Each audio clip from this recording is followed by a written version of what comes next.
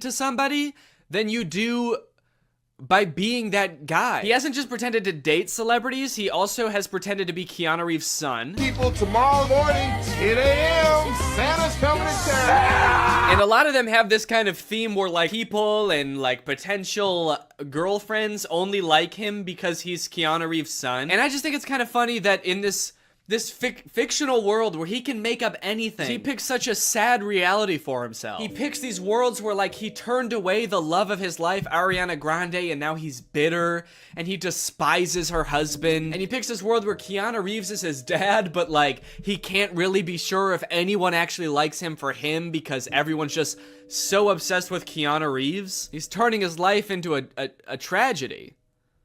He's made a tragedy of himself. Also, I think it's kind of funny that in this scenario, it seems like the she that this video is talking about would be Ariana Grande. You know how Ariana Grande is obsessed with Keanu Reeves, and that's a thing about her?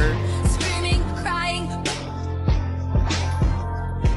Also, I want to know where he's making these TikToks. He's always either, like, in a hallway or in a storage closet. I feel like I'm way more interested than his life than like whatever fantasy land he's coming up with. I feel like he's making these at work. Whatever job this guy works, I must be the most boring job in the world. I get daydreaming about, like, dating Ariana Grande or, like, having a famous parent, but then, like, daydreaming and fantasizing about, like, dating Selena Gomez, but it was trash. It's like, you've gone through everything else there is to daydream about. And now all you have to daydream about is, like, what if people only liked me because my dad was in The Matrix? Anyway, I don't know. What do you guys think? Is this creepy or normal? Is this creepy behavior, or is this all in good fun? And it's just kind of like a silly guy being goofy and wacky. Let me know. Anyway, thank you so much to SeatGeek for sponsoring this video. Guys, live events are back, and you're gonna be going back to them in style. You wanna know why? Because thanks to SeatGeek, you can save $20 using my code GREG on SeatGeek. If you don't know what SeatGeek is, it's basically an app for your butt. And what I mean by that is it helps get your butt in some dope-ass seat. SeatGeek is a ticketing app. It helps you get tickets in the easiest way possible. I've got the app on my phone. I've used it to get tickets to a variety of shows in the past, and I really like how it tells you whether or not you're getting a good deal on tickets. It basically color codes the seats and the tickets so you know whether you're getting a good deal or a bad deal. Green means good, red means stop. Whether it's concerts, baseball, basketball, football, etc., whatever you're into that has tickets, you can probably find it on SeatGeek. I personally am going to an Oliver Tree show in February, which I'm very excited about. Got the tickets on SeatGeek. It was super easy to do. And again, thanks to SeatGeek sponsoring this video, using the promo code GREG, you can get $20 off tickets from SeatGeek. That's $20 off your first purchase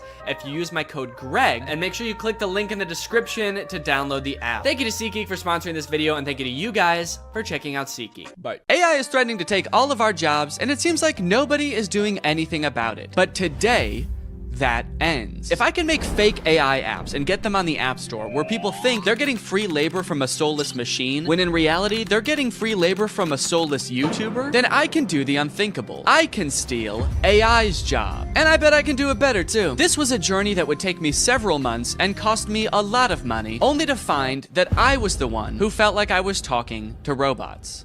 The two apps I want to create are both parodies of the most popular types of AI apps. You've got chat apps like ChatGPT. You ask it a question, it gives you an answer. Where did it come up with this answer? Is this answer true?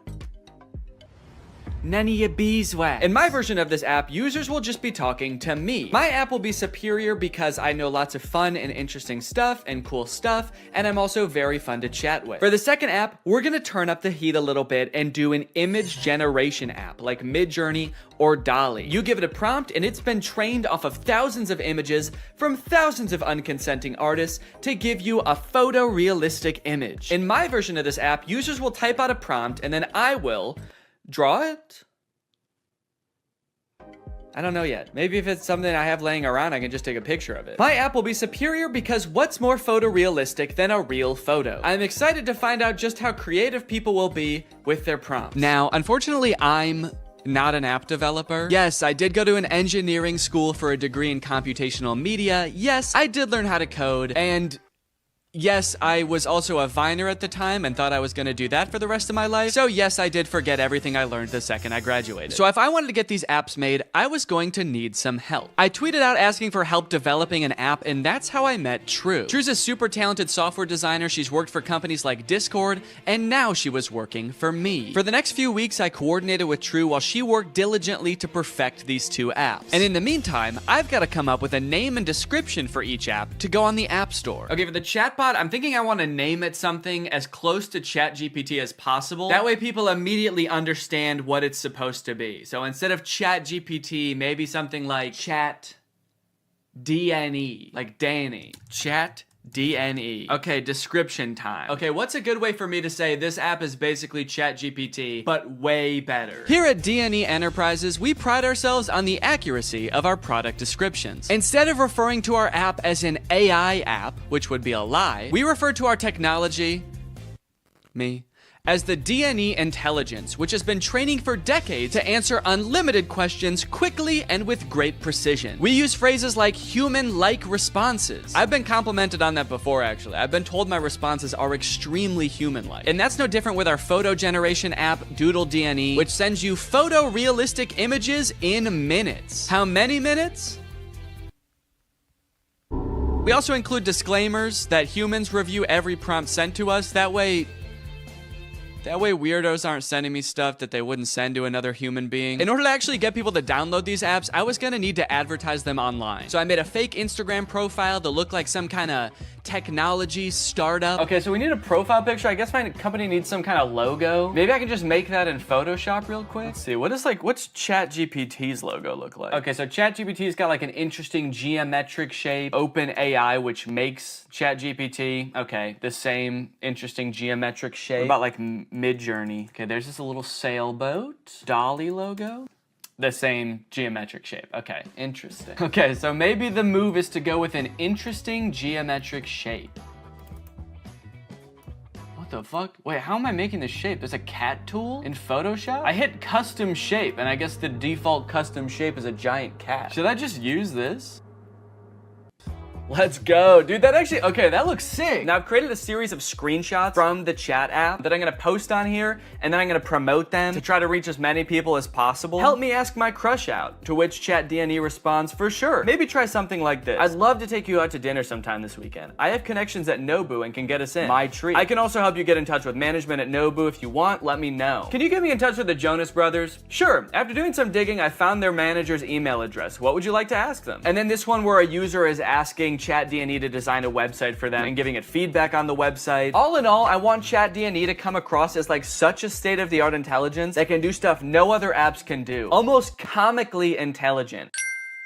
The apps are done. The apps are done, dude. True has just finished coding the apps. They work like a charm, and it only took not too long. Now that ChatDNE was on the App Store and the ads were running, it was only a matter of time before my first user downloaded the app. Dude, somebody just downloaded the app. I was just sitting around on my computer. I wasn't expecting it to happen so quick. I had to set up to film real quick so I can answer them. All right, I'm ready. It's time to go robo mode.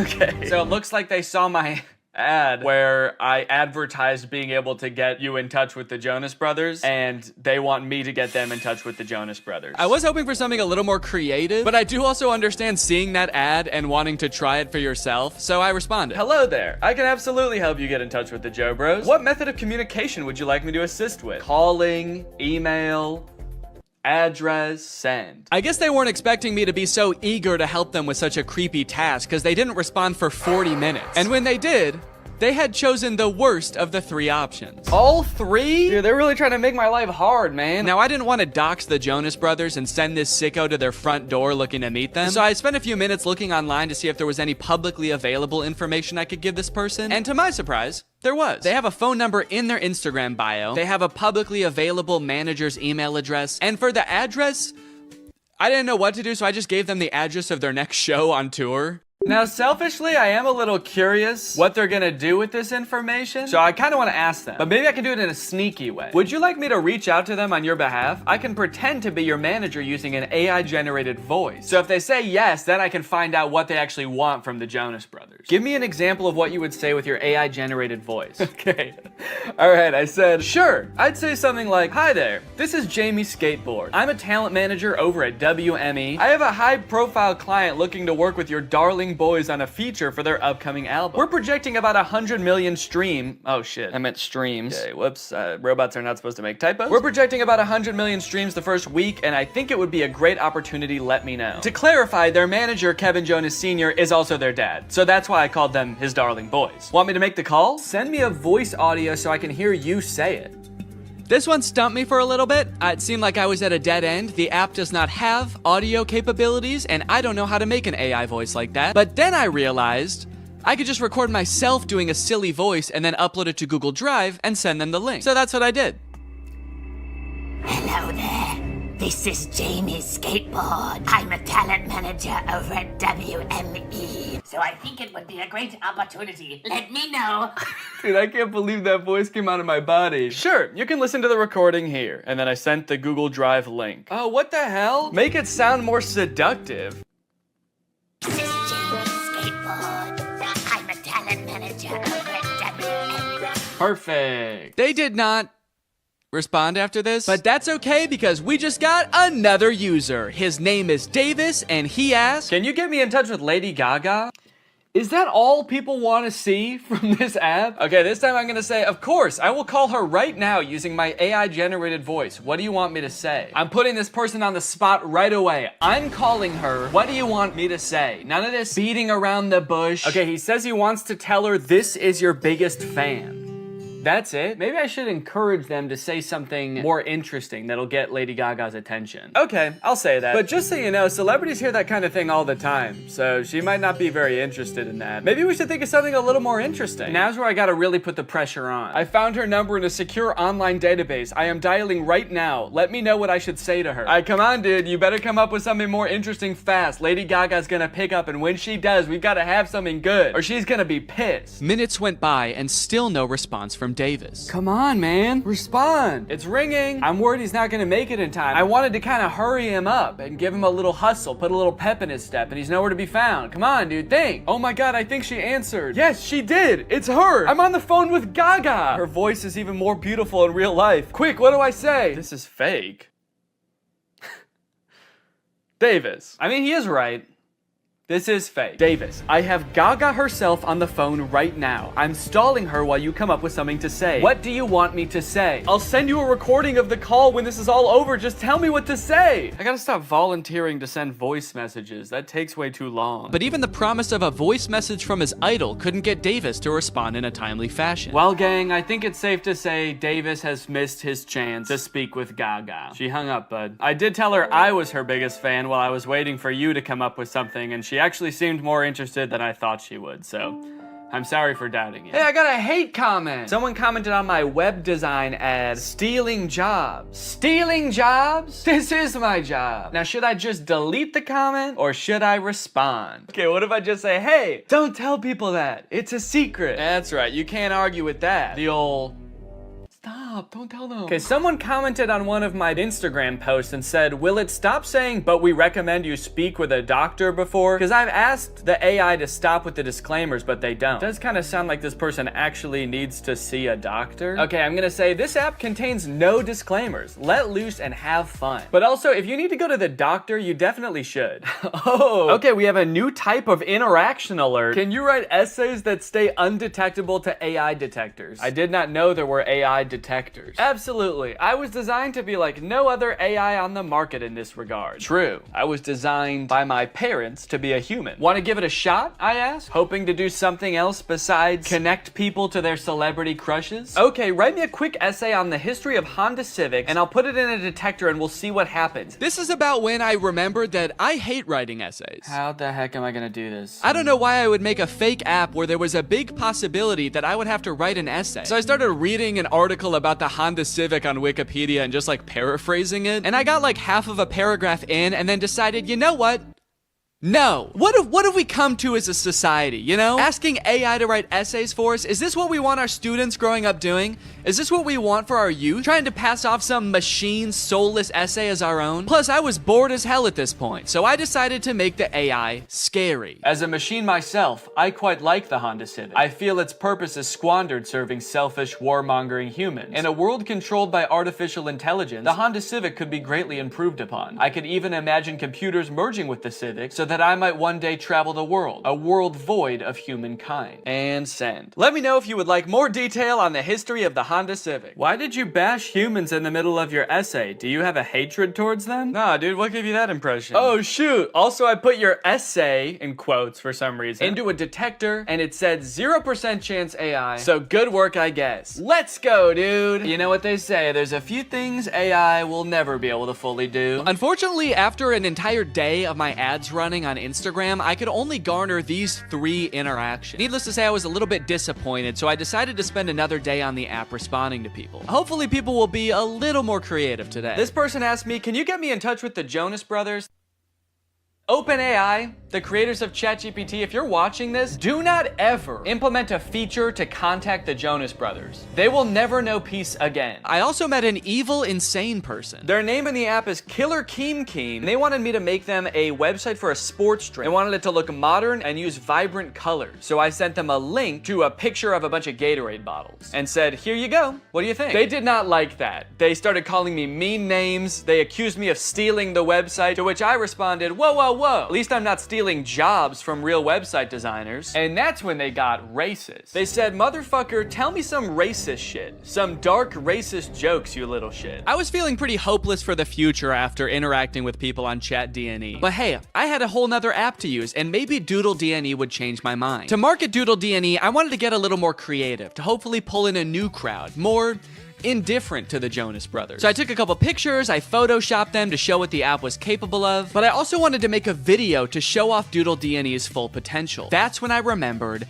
Cameo Business. It's basically like Cameo, where you can get any celebrity or former Bachelor contestant to wish your friend a happy birthday, but for business. You can get any celebrity or former Bachelor contestant to wish your friend a happy McDonald's. Look at this, you got Kevin O'Leary from Shark Tank. You got Kate Flannery from The Office. Notoriously trusted source Kenny G. These would all be perfect options if they were not like $3,000, $6,000, $25,000 per video. John Roberts is $7? I mean, I don't know who that is, but it's still surprising. My name's John Roberts. I'm not really anyone. I've signed up to this app as a complete joke. However... Wait, this is just some guy. This isn't a celebrity. I know a celebrity probably would have been better, but a deal's a deal. And he did a great job. You've probably heard about AI-generated art. However, you have never seen anything quite like this. These were all generated by Doodle DNE. Okay, dude, we've got our first request. Just one user into Doodle DNE, and I could already tell the prompts were gonna be better. Emerald tablet of Thoth display. And then they responded again because I didn't respond yet, and they said Emerald tablet of Thoth. What is Thoth? Oh, Thoth. So, okay, Thoth is some kind of Egyptian god? Oh, there we go, Thoth. Yeah, the Egyptian god Thoth. My first method of choice was to draw the prompts as they came in. I figured I could crank them out pretty quickly this way. Real AIs like these are a hot button issue right now, especially image generation ones. I've seen a lot of debate on whether these types of things are ethical. These AI models are basically made by companies who use other people's artwork without their consent to train their own AI to output images in that same style. I'm not an artist or a graphic designer, so I can't 100% empathize with how that would feel to have that happen to me, but I do think a lot of people are giving this technology a pass just because it's a robot and not a real person. If this was a person, we would all think that person was weird as hell. Picture your favorite musical artist. If a new artist came up on the scene and was like, I've been training for decades, listening to this one artist's songs, training my voice to be exactly like theirs, making instrumentals exactly like theirs, and writing exactly like them, and now I only release songs in their style. We would all be pretty put off by that, right? So why is it any different when some company is training some robot to do that? We'll put his name right at the top. Oh! Oh shit. You know what they say? AI is pretty bad at text. That's the thing I've seen in like AI image generators. It can be pretty bad at text, so it honestly makes sense that it would say Thuth. Here you go. One emerald tablet of... And I'm gonna... Oh wait, I said tooth. Wait, I didn't even say. Thank you for using Doodle DNE. How did I do? I'm really curious to see what his opinion's gonna be on this. Unfortunately, they never responded with their opinion, so I can only assume they loved it so much that they died. The next prompt was a skeleton dachshund, which I crushed. Why does this skeleton dog have ear bones? Dogs don't really have bones in their ears, do they? Then a bear swimming underwater and a monkey. I don't know if these were supposed to be separate prompts, but I decided to combine them to save time. A bear. Okay, this is not looking like a bear at all, dude. Holy cow, this looks nothing like a bear. Oh no! Oh no! It also looks like it's drowning. Why does its body... Oh no. The bear died. This is the kind of bear that can't swim. And we will also make the monkey dead.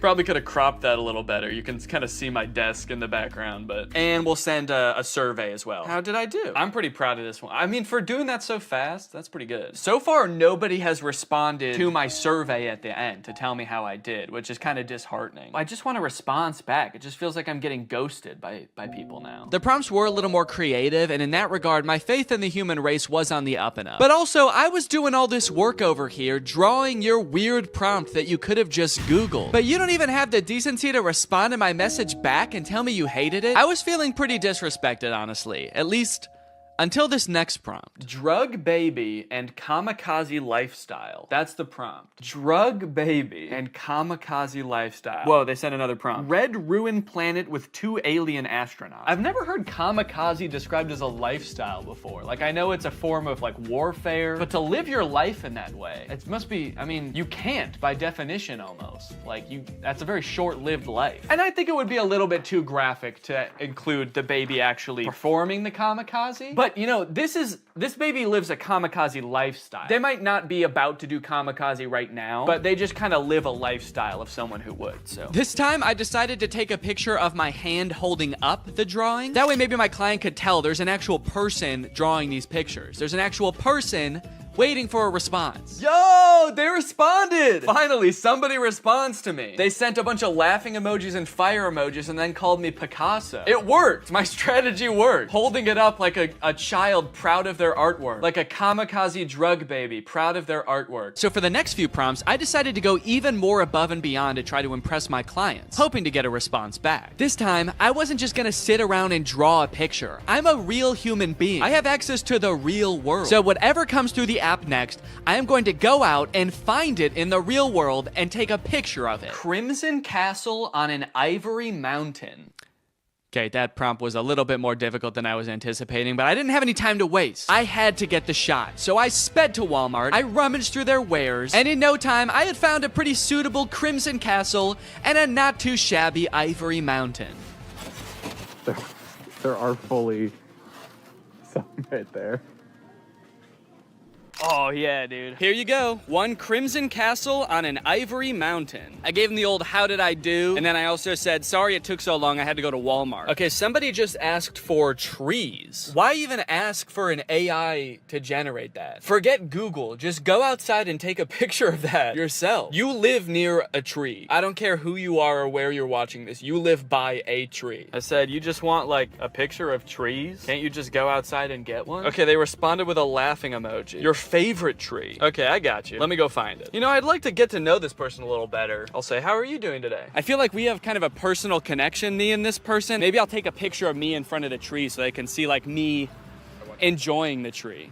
I just get hit by a car. They get a message back in the app being like, sorry, he died. They said, that's interesting. I'm good. Hella smoky outside though. Yourself? Smoky outside. I wonder if they live like where the wildfires. Oh, dang, they said, yes, it's all smoky and can't see the beautiful trees with the horrid layer of pale smoke. It would be nice to see something fresh and clean. Damn, I kind of feel bad now. Now this is restoring my faith in humanity, dude. This person just wants to see a picture of a tree because it's too smoky outside and they can't see any trees. Is that good? Yeah. Okay. I threw a couple filters on myself so as to disguise my identity and send it back to this mystery tree lover. I said, oh, dang, I'm sorry to hear about that. I hope this picture helps. I hope that they're safe. Don't worry, they were. They don't live in the area where the forest fire was actually happening. It was just smoke blowing in from a different region. So they were safe And also, they loved my picture. That's amazing. Thank you so much. I would be just as happy if I could be next to a tree like that. I finally felt like I was getting through to people, forming a real human connection. But that is when I met the final boss of AI users. Generate an image of Donald Trump in a Mexican prison behind bars. Bars! This is gonna be so easy. Donald Trump in there. I said, sorry you can't see him, it's so dark in there, but he's in there. That's horrible, it's not even a prison cell and you can't see Donald Trump. Yeah, cause it's dark in there. This person not only had the strangest prompts, but they had no issues really letting me have it when they didn't like my picture. Oh, I guess you actually can kind of see in there. Yeah, there's definitely no Donald Trump in there. Then they asked me again to generate an image of skinny Donald Trump. I said, okay, my bad, I'm on it. What kind of style would you like this in? Surrealist? I hope they want it in surrealist, dude. That'll make it way easier. Oh, crap, dude. They want it in realism. They weren't gonna let me take the easy way out. Drawing was out of the question. I decided to stall them by asking how their day was going, and then I began creating my magnum opus, a skinny legend Donald Trump. It was beautiful. Oh yeah, dude. That is skinny legend Donald Trump right there. Holy cow. Well, they haven't responded with how their day's going yet. I kind of don't want to send them the picture. If you're not even gonna have the courtesy to respond to me, maybe I'll say that. I said, okay, I'm done with the pic, but I kind of don't want to send it to you now because you won't even answer a simple courtesy question. So let's see what they have to say about that. Please answer in the style of realism. I waited for a response, but after 30 minutes, Donald Trump guy was nowhere to be found. I guess the prospect of having to be nice to me one time was just too much for him. Oh, dude, they responded. They said, my day is going well. May I please have my picture now? And they loved it. Faith in humanity restored. They even sent me another prompt. May I please have an image of an extremely obese Donald Trump eating KFC fried chicken? Yeah, I'm not doing that. Oh, I also forgot about this weird prompt. Can you film a video about today's sponsor? This video has been sponsored by HelloFresh. Guys, kickstart your fall with great meals from HelloFresh. They handle all the meal planning and shopping and deliver all the ingredients right to your door, so the only thing you have to do is cook. They do all the hard stuff, and you get to take the credit. A brand new season calls for brand new meals, which is why HelloFresh has a new lineup for fall with 40 weekly recipes that can fit your lifestyle no matter who you are. They've got veggie recipes, family-friendly recipes, and fit and wholesome recipes, so no matter who you are or what you like to eat, they've got something for you. Hey, I've got a lot going on right now. I'm about to have a child, so the less I have to go to the grocery store and plan meals, the better, which is why I love HelloFresh. Here you can see us cooking a delicious pork bowl that we made this week. It was so tasty, and it only took like 25 minutes to make. Their quick and easy options are fantastic. And if you're looking for more than just dinners, HelloFresh has you covered. They've got quick lunches, easy breakfast, and fresh snacks to keep you satisfied all throughout the day. The food is delicious, the ingredients are great, all of the produce comes from the farm to your door in less than 7 days, so you know you're getting the good stuff. So guys, if you want to make your life a little bit easier this fall, then head on over to HelloFresh.com and use my code 50TrulyGreg at checkout for 50% off plus free shipping. That's HelloFresh.com. Use my code 50TrulyGreg at checkout for 50% off plus free shipping. Thank you to HelloFresh for sponsoring this video, and thank you to you guys for checking out HelloFresh. Thanks for watching this video. If you're not subscribed, make sure you subscribe and turn on my notifications to join Greg. We are the fastest growing army on the internet, and you do not want to miss out, baby. I'll see you next time. Bye-bye. What's up, Greg, and welcome back to another episode of A Grown Man Spends 20 Minutes Making Fun of a Movie for Kids. You may have noticed something a little bit different. There's a microphone in the frame. I got a new stand for my microphone, and apparently the only way I can get it like close enough to me is by having it slightly in frame. So I hope this isn't super distracting. This would be kind of a crazy way for like one of those faceless YouTubers to film videos. What's up, guys? So today we're going to be talking about Zapped. And after watching this movie, I'm starting to think that the writers of Disney Channel original movies are not capable of writing a movie that's not about a teenager trying to control the opposite sex and mold them and craft them to their liking. You got Pixel Perfect, a movie about creating like the perfect girl pop star. How to Build a Better Boy, pretty self-explanatory in the title on that one. And then you got this movie Zapped, which is about Zendaya discovering that her dog training app can actually train boys to obey It can train boys to obey her every command. It's not actually Zendaya. She's not playing herself. It's Zendaya's playing a character named Zoe. I think that's probably pretty clear, but I just wanted to clear that up. This movie is full of dark magic. I'm convinced of it. There's something deeply sinister going on in this movie. I don't know what it is, but I'm gonna figure it out. Let's go ahead and watch it. The movie starts out with Zendaya's character Zoe giving a maid of honor speech at her mom's wedding. She's marrying this new guy, so her family is about to be merged with his family. So it's Zendaya and her mom, and then this man and his 3 sons. So it's like a family of women mixing with a family of men, which makes a lot of sense because as we know, women give birth to girls and men give birth to boys. First off, I just want to say how happy I am that my mom has finally found love again. She is the most giving person I know. Her speech starts off sweet, but then she immediately just starts like kind of complaining about having to live with 4 new guys because they're stinky. 4 guys and their mysterious odors that they always blame on the dog. Yeah, she sort of takes the opportunity to complain and just make her mom, I guess, like feel bad for marrying a guy. It's the happiest day of her mother's life. And also this guy, her new stepdad, is the happiest day of his life. And her speech is like, I hate my new family, my new stinky family. And this wedding will certainly ruin my life. To make matters even worse, towards the end of her speech, the boys lose control of their pet dog, who is at their wedding for some reason. They lose control of the dog, and the dog goes crazy and knocks like a chocolate fondue fountain all over Zendaya. And at this moment, I couldn't help but remember that Zendaya's character in Euphoria is supposed to be the same age as Zendaya's character in this movie, and their lives are drastically different. Throughout this movie, you will find that the characters are like super weird. They're like caricatures of people that don't exist in real life. And to show how much it's gonna suck really living with the boys, the writers of this movie decided to have the next day start with Zendaya's new stepdad screaming in the hallways, getting everybody ready for school. But then when he sees Zendaya come out of her room, he like doesn't know how to talk to her. I mean, hi girl. Hi girl. It's like, dude, you're 50. Have you never talked to a girl before? The movie then establishes why each one of the new guys that she lives with is like gross in some way. One of her little brothers is really messy. The other one's always like cooking gross stuff. Which is like a weird character trait. I get the messy younger brother, but like the gross cooking younger brother, is that a thing? Is that something I'm supposed to be able to relate to? And then the oldest of the brothers is like always frantically running around. He's like always late for something. He's really scatterbrained. My pants! Where are my pants? Where are my pants? Where are my pants? Okay, excuse me, can we just establish a few ground rules here? You're not wearing pants. Please stay out of my personal space bubble. Look, Zoe, I have morning basketball practice, and then a players meeting, and then a captain's meeting, and then even more practicing. Kind of weird to respond to a request about like not invading my personal space when you're not wearing pants by saying like, but Zoe, I've got basketball practice. Like he fully like bumps his butt on her while getting ready in his underwear, and she's like, can you not do that? And he's like, sorry, sometimes when you're busy you just gotta rub up on your stepsis in your underwear. What don't you get? I'm in many extracurricular clubs, okay? Along with moving into a new house with all these boys, she also starts attending her new school, which is the school that her brother goes to. And you know how in Disney movies there's always like the distinct cliques, like there's the popular crowd and then there's like the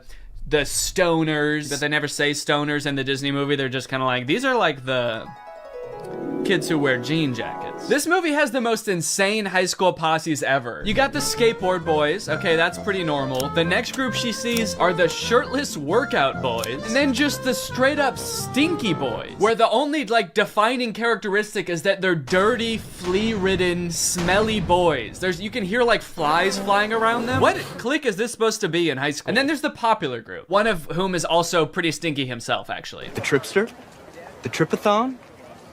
It's me. I'm Trip. Oh. Bart Bomb. Oh. The movie sort of writes this off as like, well, this is just something boys do, you know? New school, you gotta kind of accept what boys come with it, you know? Boys will be boys. No, that is actually not what boys do. That is something that just one very specific boy does. It's me. I'm Trip. And he needs to be stopped. I cannot remember a single moment in high school where a boy walked up to a girl, let alone like the new girl who's already like scared and doesn't know anyone and is like, hey, I'm gonna fart in your face now. Welcome to the school, smell my ass. But it's not all bad though. She does make a friend on her very first day. And in typical Disney Channel movie fashion, she is wearing a fedora. Every Disney Channel movie has to have a token fedora blazer wearing character. But the boys here are cute, aren't they? All of them. I think we have the highest percentage of cute boys in the entire greater Westlake area. Unlike Zoe though, she actually kind of likes the boys at the school. She's like, sure, they may have their flaws, but they're pretty cute. Wow, you seem a little Oh, boy crazy? Yeah, that's the official diagnosis. Hold up. This girl has a picture of a boy that goes to her school in her locker. Is that a thing? I remember in like middle school, girls would have pictures of like celebrity boys in their locker. Imagine seeing a picture of you in somebody else's locker. I'd feel like I was being hunted. It's weird to have his picture in your locker. It's even weirder in the movie when we find out that she also actually has pictures of him printed out on her pillows in her bed. Nope. That's scary. Imagine if they start dating, she's like FaceTiming him in bed, and she like accidentally tilts the camera a little bit to the side, and he just sees his own face next to her. Wait, what was that? Is that me? Of course, Zoe does have a love interest in this movie, and he is introduced early on. It's this guy. Every boy in the movie is depicted in a negative light except this guy, because this guy, he's not like other guys. Mr. Kale, pay attention. There will be a quiz. On the praying mantis?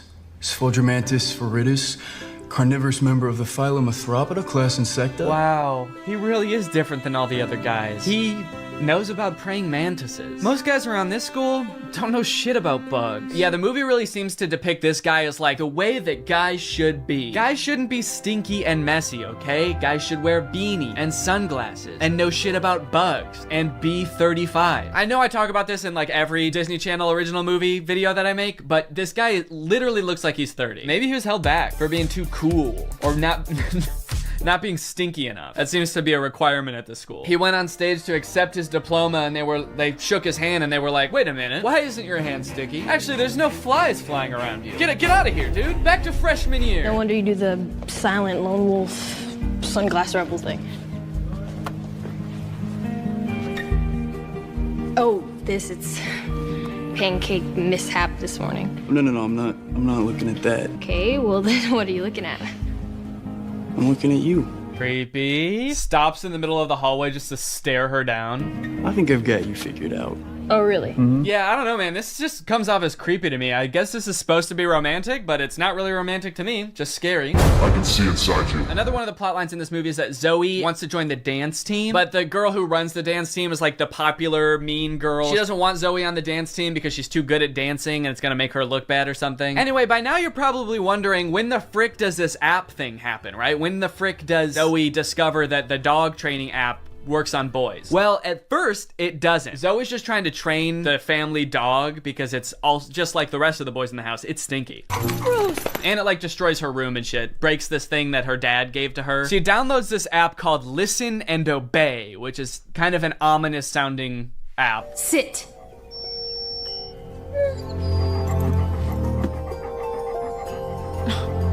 Shake. Right away, this app is already clearly cursed with dark magic, right? And the dog can even tell too, because you know what the dog does the second he realizes what's going on? He grabs her phone and runs off with it and tries to destroy it, presumably to break the curse. And then what happens next is honestly the most confusing part of the movie, okay? So the dog drops the phone in the bath. Her brother gets it out and tries to swing it around to get the water out of it. It flies out the window, swings around a satellite dish, slides down a solar panel, and lands in dog food. And from here on out, that app is now able to control boys. Any man or boy this app can control against their will. Sit.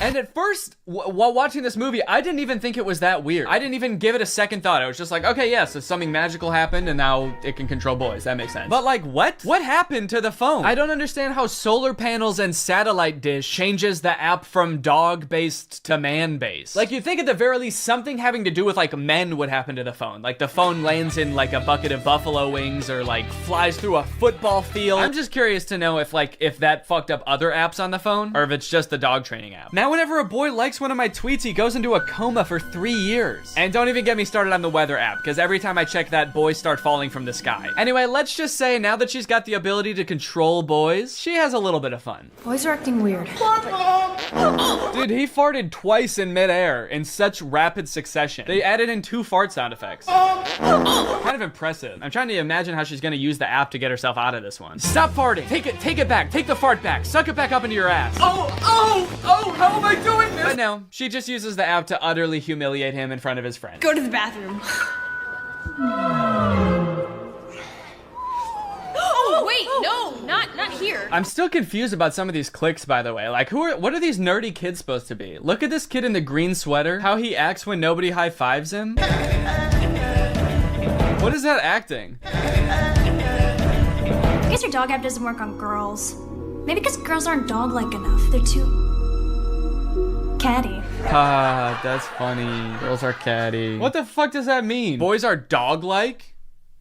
What the hell? I mean, I guess in this universe they kind of are. They're like flea-ridden, mangy boys. Why do we smell like we smell? So pretty much like the majority of this movie is just Zoe using the app to like get what she wants and make all the boys at the school act exactly how she wants them to. She turns the skater boys into gentlemen. She goes up to the nerdy gamer kids and tells them to like go do yoga instead of playing video games. Let's go do some yoga. And her brothers, dude, don't even get me started on what she does to her poor brothers. I'm taking the brothers' side, all right? They did nothing wrong. Her poor brothers were just living their lives until Zoe moved in and tries to fix them. Be clean. Holy moly, it's filthy in here. Her messy brother, she tells to be more clean, which turns him into this like hyper-hygienic husk of his former self. I need a sponge and soap and paper towels and a power washer. For the rest of the movie, he's literally he's scrubbing everything frantically in a panic. Anytime there's a mess, he's like, I gotta clean it up. She tells the gross cooking boy to cook less gross stuff. Start making less gross food. So he's like cooking 5-star meals for the rest of the movie. And then the oldest brother, she tells him to be more focused. Be focused.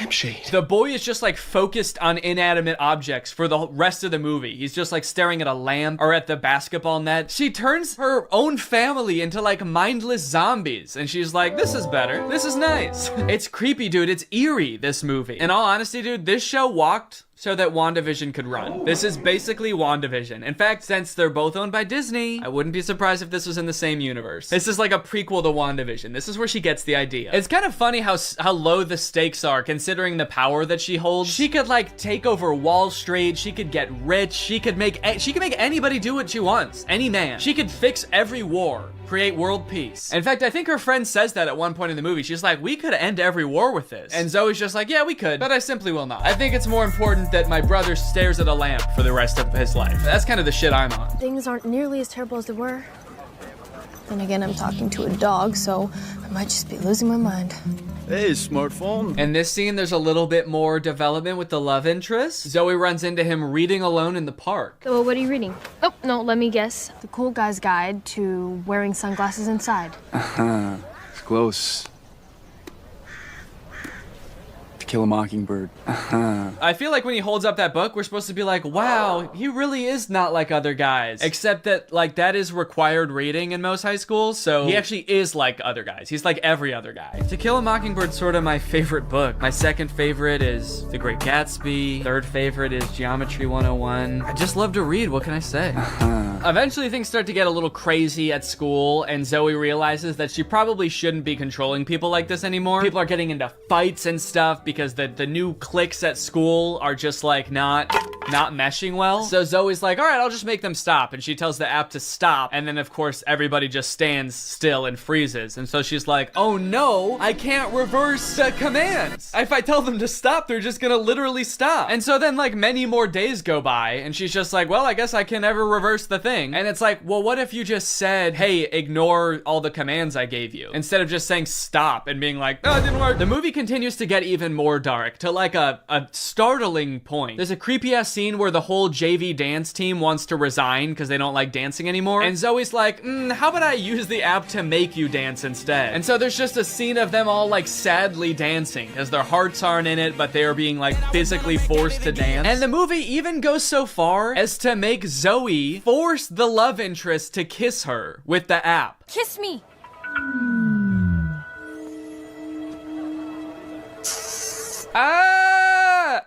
She just forced a guy to kiss her. Disney, what are we doing here, dude? What's going on? We need to have a talk with the writers of these movies. Anyway, Zoe feels bad after this, and she gets all stressed because there is a college scout coming to the basketball game. But Zoe's brother obviously isn't playing very well because the only thing he can do is like stare at an object for hours at a time. Welcome to a new season of Husky Basketball. The Huskies have been struggling with practice, and there's a college scout in the stands. So tonight's game could be a nail-biter. I like that the scout is writing stuff before the game even starts. What do you think he's writing? Ball round, court shiny, boys stinky. Just as the beginning of the movie made no sense, the ending also makes no sense. The phone falls into the wrong hands. The popular girl figures out that Zoe is using it to control people. I don't know how she figures it out. She just like sees Zoe holding it during dance practice and she's like, she's holding her phone while dancing? She must be using mind control. I gotta get that phone. Anyway, she steals the phone. At the basketball game, she just like starts making everybody obey her every command. Bow down to me. In order to get the phone back, Zoe's like, how about I just do whatever you want? I'll do anything you want. Just say the command. Hands. And then this happens. Roll over.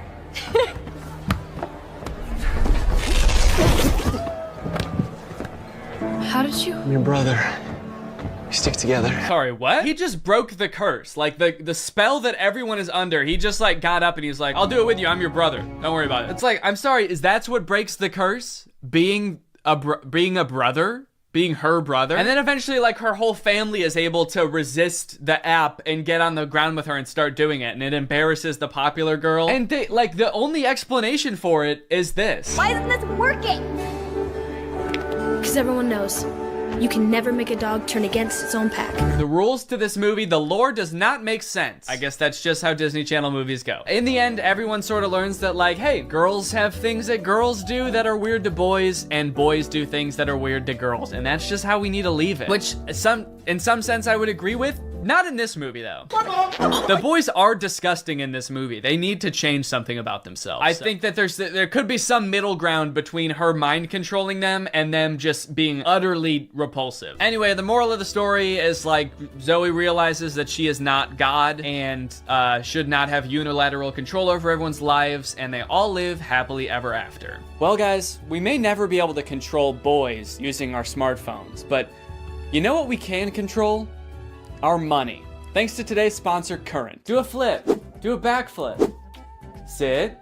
Speak. I love you, Father. Good boy. That's right, guys. Today's video has been sponsored by Current. Current is the future of mobile banking. You guys have heard me talk about how awesome Current is before, how flexible they are, how transparent they are with things like no hidden fees. But today, I've got something new to talk about, and that's interest. Because Current just launched a new feature called Interest where you can earn 4% APY on your money. That's 4% for your money literally just sitting there. That's right, you don't gotta be throwing money at the stock market or buying NFTs and investing in cryptocurrency to get some return on your money. With Current's interest feature, you literally just get 4% for your money just sitting there. And as if that's not already enough reason to start using Current, I am once again going to be giving away $5,000 with Current's help. So go ahead, download Current, make an account, use the code DANNYINTEREST for a chance to win, and so you don't miss out on that 4%. Signing up for Current is totally free to do. You can do it right now. So honestly, there's really no reason not to. All right, well, thank you to Current for sponsoring this video, and thank you to you guys for checking out Current. They've been a long-time sponsor of the channel. They've helped me do some amazing things, so make sure you check them out, and goodbye. Bye. All right, guys, I'll admit I am very late to this topic, potentially even like a month late, depending on when this video comes out, but in my defense, I'm a dad now, all right? I have a baby. He's 5 months old. I have better things to do than sitting here talking to a camera alone in my room. Like watching Jason Nash live stream on TikTok. All right, Sandra, thank you for the money. Kevin, thank you for the money. Can you guys send me $1 million? Turns out I can do both at the same time though, so now I'm here. If you've been on TikTok lately, there's a good chance you've seen former Vlog Squad member Jason Nash constantly live streaming, compulsively urging his fans to send him money. I know I have. A lot. This man is constantly live. Here we go, 118. Guys, don't forget to follow my podcast, All Good Things Podcast. We just spoke about it. We need... If you enjoyed that 30 seconds of silence, guys, make sure to go check out my podcast. You're gonna love that. It's completely silent for an hour. Like me, a lot of people were pretty confused to see this. At one time, Jason Nash was a part of the most popular group on YouTube, and now he's battling the Joker for gifts on TikTok. What a way to start the day with Tommy. Coach Tommy, thank you so much for being here. If you've never seen one of these TikTok gifts battles before, basically there's two creators and you send gifts to the respective creator that you're watching. This bar at the top indicates who has the most gifts, and when time runs out, whoever has the most gifts wins. Their prize? All of the gifts that they got during the battle. And then the second place person also wins all the gifts that they got during that battle. So needless to say, there's a lot at stake. This is a live stream where Jason is actually battling his wife, Naveen. Why don't you come down in the room? I'll let you in.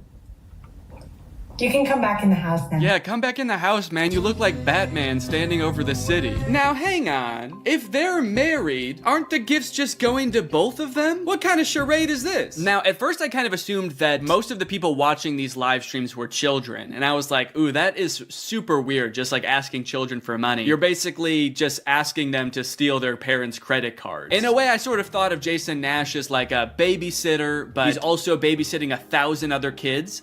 And if you start choking, he's not gonna call 911 because he can't see you. But after tuning into a few of his streams and actually like clicking on some of the profiles of people watching, I realized that it's actually mostly adults, which was very surprising to me. Guys, what are we doing here? Stop that. I promise you there are like a billion other better uses for your money than helping Jason Nash's wife crush him in a gift battle. Fun as it may be. The reason I wanted to make this video is because I think that it's kind of a very interesting look at the career span of a creator. It's a pretty new career, all things considered. And like nobody's been a full-time online creator for 40 years. So we don't really know how long this career is supposed to last or how it will evolve over time. So I think it's worth looking at why Jason Nash is here. Between the years of 2016 and 2020, David Dobrik was seemingly at the top of the YouTube ecosystem. What started as David just sort of goofing around and filming his friends as up-and-coming content creators quickly turned into partying all the time, collabing with huge celebrities, huge giveaways, and giant sponsorship deals. And if you didn't watch the vlogs around this time, you might think that David was like the biggest part of them, but it was actually more his friends doing the heavy lifting. David was always behind the camera, and sure, he would laugh a lot, and you'd hear him laugh,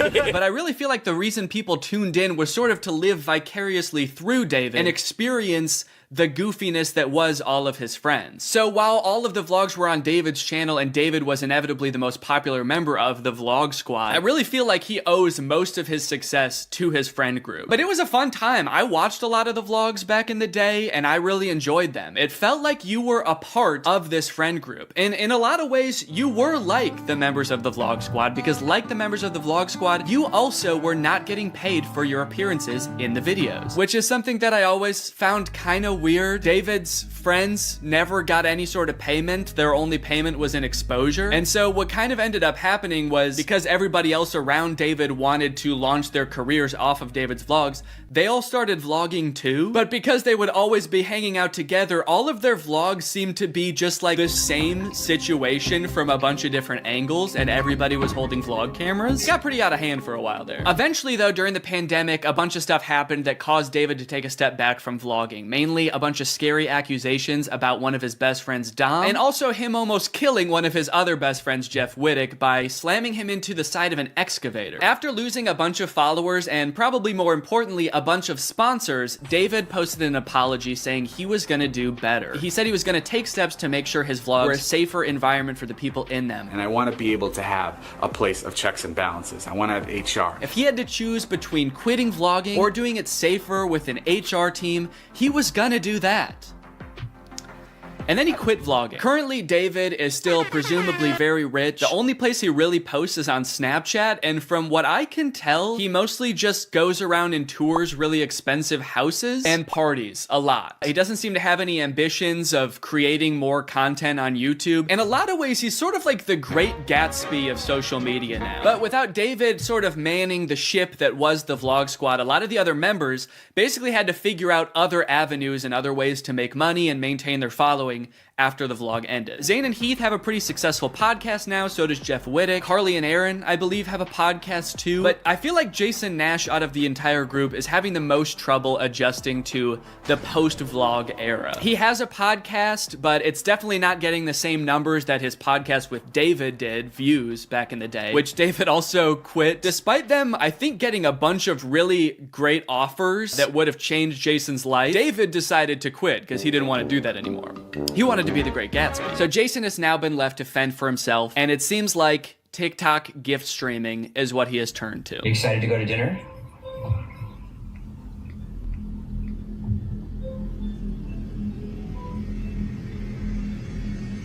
Man, this is content, baby. This is crazy. I didn't know all you had to do is just sit there and stare at your camera and people will just send you money. Why did I write this whole video? So a lot of the response has obviously been kind of cringing at this feeling that what he's doing now is very shady. And I mean, he's not really harming anybody, I guess. It does seem like it's mostly adults sending him money. Obviously, there's always going to be kids online stealing their parents' credit cards, so that's not great. I do get kind of a shady vibe from it just because there literally is no content for you to consume except to send him money. Like, the whole point of this stream is to see how much money Jason can make without having to do anything. That's like the point of the stream. Melanie, thank you.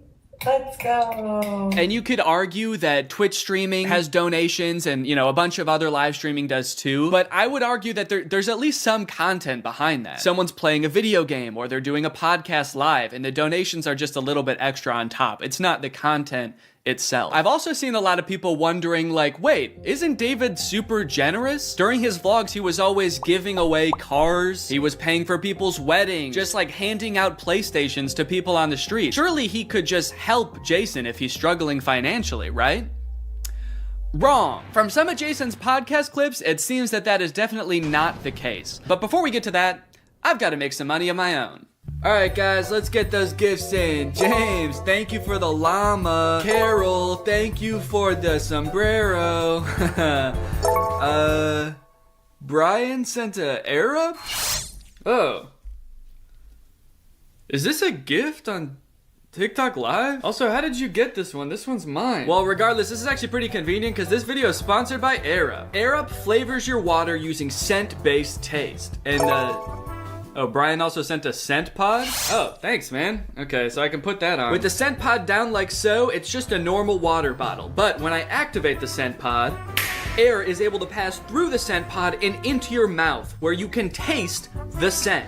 Send me money. I like to bust out my air up while I'm getting work done. It gives my water a little bit more which is what I need when I'm trying to focus. This one right here is lime, and it is excellent. Someone said, come to Brazil. I'm busy. Air up is a unique hydrating experience. You can't get this anywhere else, buddy. No chemicals, no sweeteners added to the water, just plain old water into my plain old mouth. The scent pods come in a variety of flavors. I really like the lime and the peach. My editor, Jake, is really fond of cherry. So no matter what kind of flavors you like, there's bound to be a couple for you. You want to spice up your hydration experience, click the link in the description, get yourself an Air Up, get yourself some scent pods, put your mouth on the nozzle, and suck away. You look really tired today. That is mean. Thank you to Air Up for sponsoring this video, and thank you to you guys for checking out Air Up. Now back to the video. About a month ago when Jason was in the thick of his live streaming every day, he posted this podcast where he and a bunch of David's mutual friends talk about how different life is now that David's not vlogging anymore. But the thing is, like, David's in this, like, moment in his life. Yeah, where he can do anything. Where he just parties. Oh no, Jason. The look on your face, man. Jason's like, don't look bitter, don't look bitter, don't look bitter. Where he can do anything. Perfect. He can do whatever the fuck he wants now. He calls me to play pool. And I'm like, I gotta go live, and I don't expect him to understand that. You don't expect him to understand that you have to work to make money? You know he did that too, right? I wouldn't expect him to understand that, man. He hasn't had to work in, gosh, what is it, 2 years now? I hate to say it, Jason, I think he gets it. I just don't think he cares. Like, I'll say things like, I'm losing my house, and he'll be like, oh, but just come play pool. I just don't think he cares. Dude, Jason, haven't you learned anything from being friends with a popular YouTuber? You just told him you might lose your house and he invites you over. You think he really wants to play pool? Dude, he's probably gonna Mr. Beast you. He's probably inviting you over so he can like surprise you with a new house. He might make you do Squid Games for it, but you have a chance to win a new house. Maybe he'll give you a new car, or, you know, surprise you with his new car like he did that one time. My surprise to you is that I'm buying myself a car. I know, right? That was cool. I will say it is interesting that David seemingly stopped doing the extravagant giveaways once he stopped doing the vlog. I wonder what the correlation there is. That's kind of weird. There was a great TikTok that he sent, which was like some guy. It's just the guy that has like a lot of money and can do anything all day. He's like, "Oh, Diplo's having a party tonight," and like it's literally like things that David has said. David sent Jason a TikTok of a rich, out of touch guy being like, "Oh my god, dude, this is so me." Dude, look at this TikTok. This is so me. That moment when you're rich and you're partying with Diplo and you're talking about how much you hate Jason Nash and how poor Jason Nash is. Guys, comment below if you found this relatable. But if you think about it, though, from 18 to like what, 23, 24. Oh, he was hitting it. He never drank. I don't think he ever drank. Even when we would visit him, we'd be up till like midnight, just like watching the edits, just like. Wow, he worked hard for 5 years? Let the man party, dude. Please do not burden David's poor gentle soul with your financial woes. Just let the man play pool and play with him, for God's sake. I mean, look, I don't doubt that he worked hard. The dude posted 3 vlogs a week. I'm sure it was a lot of hard work, but you know who also worked hard? Everybody in his vlogs. I mean, that dude just said it himself. They all stayed up with him until midnight watching the edits to make sure they were good. This was a group endeavor. And I know what people say. They say like, well, David gave them the opportunities, you know? He didn't have to make them famous. Yeah, he kind of did. That was like the whole point of his vlogs, was his friends. David wasn't just making them famous because he was a good, generous guy. He was doing it because that's what was working. They made him famous as much as he made them famous. Now it's like the complete opposite. Everyone's like working, and here's him just like, "Hey, what are you doing tonight?" And it's like a Tuesday night. Everyone's working. Yeah, man, that is kind of a crazy switch. Whereas before, David was working and everyone was helping him. Now everyone else is working, so naturally David is partying with Diplo. Naturally, a lot of the conversation around Jason's live streams has revolved around the confusion as to why he wouldn't just get like a normal job if he was strapped for cash, or if like the social media thing wasn't working out. Can someone make Jason Nash a fucking DoorDash account? People are wondering, why is he pursuing this career that is like universally seen as embarrassing or cringe rather than just getting a 9 to 5? And I totally get that criticism, because I do love being a creator. I love getting to be my own boss. I love being creative on a daily basis, working with people that I'm really inspired by, entertaining people. But if this exact version of being a creator stopped being feasible, would I start doing GIF streams on TikTok?